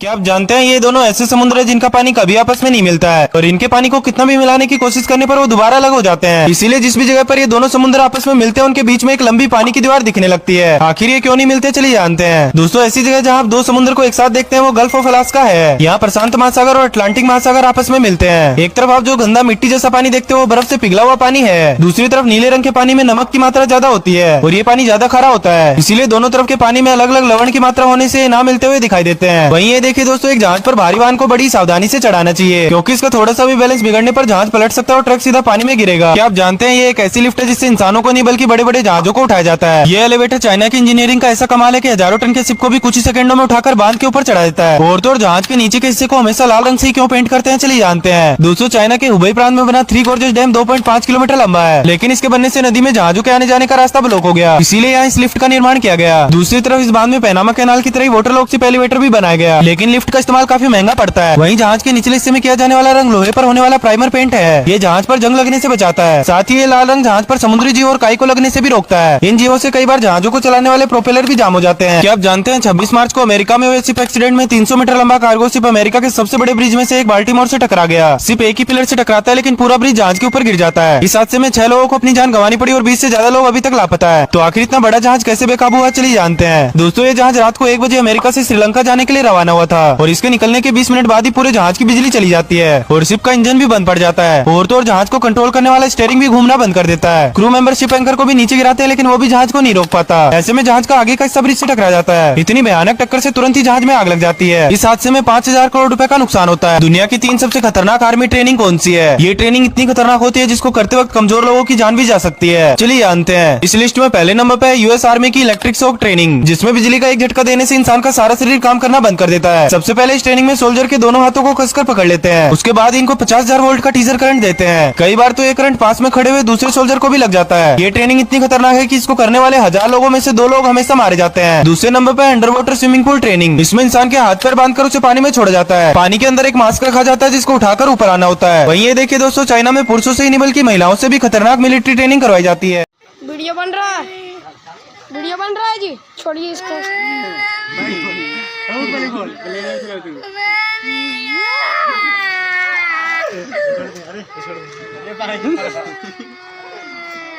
छोड़ दिया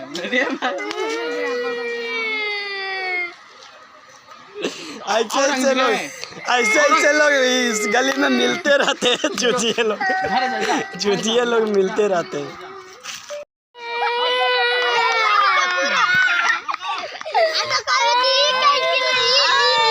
कौची रे रे पदीना कौची रे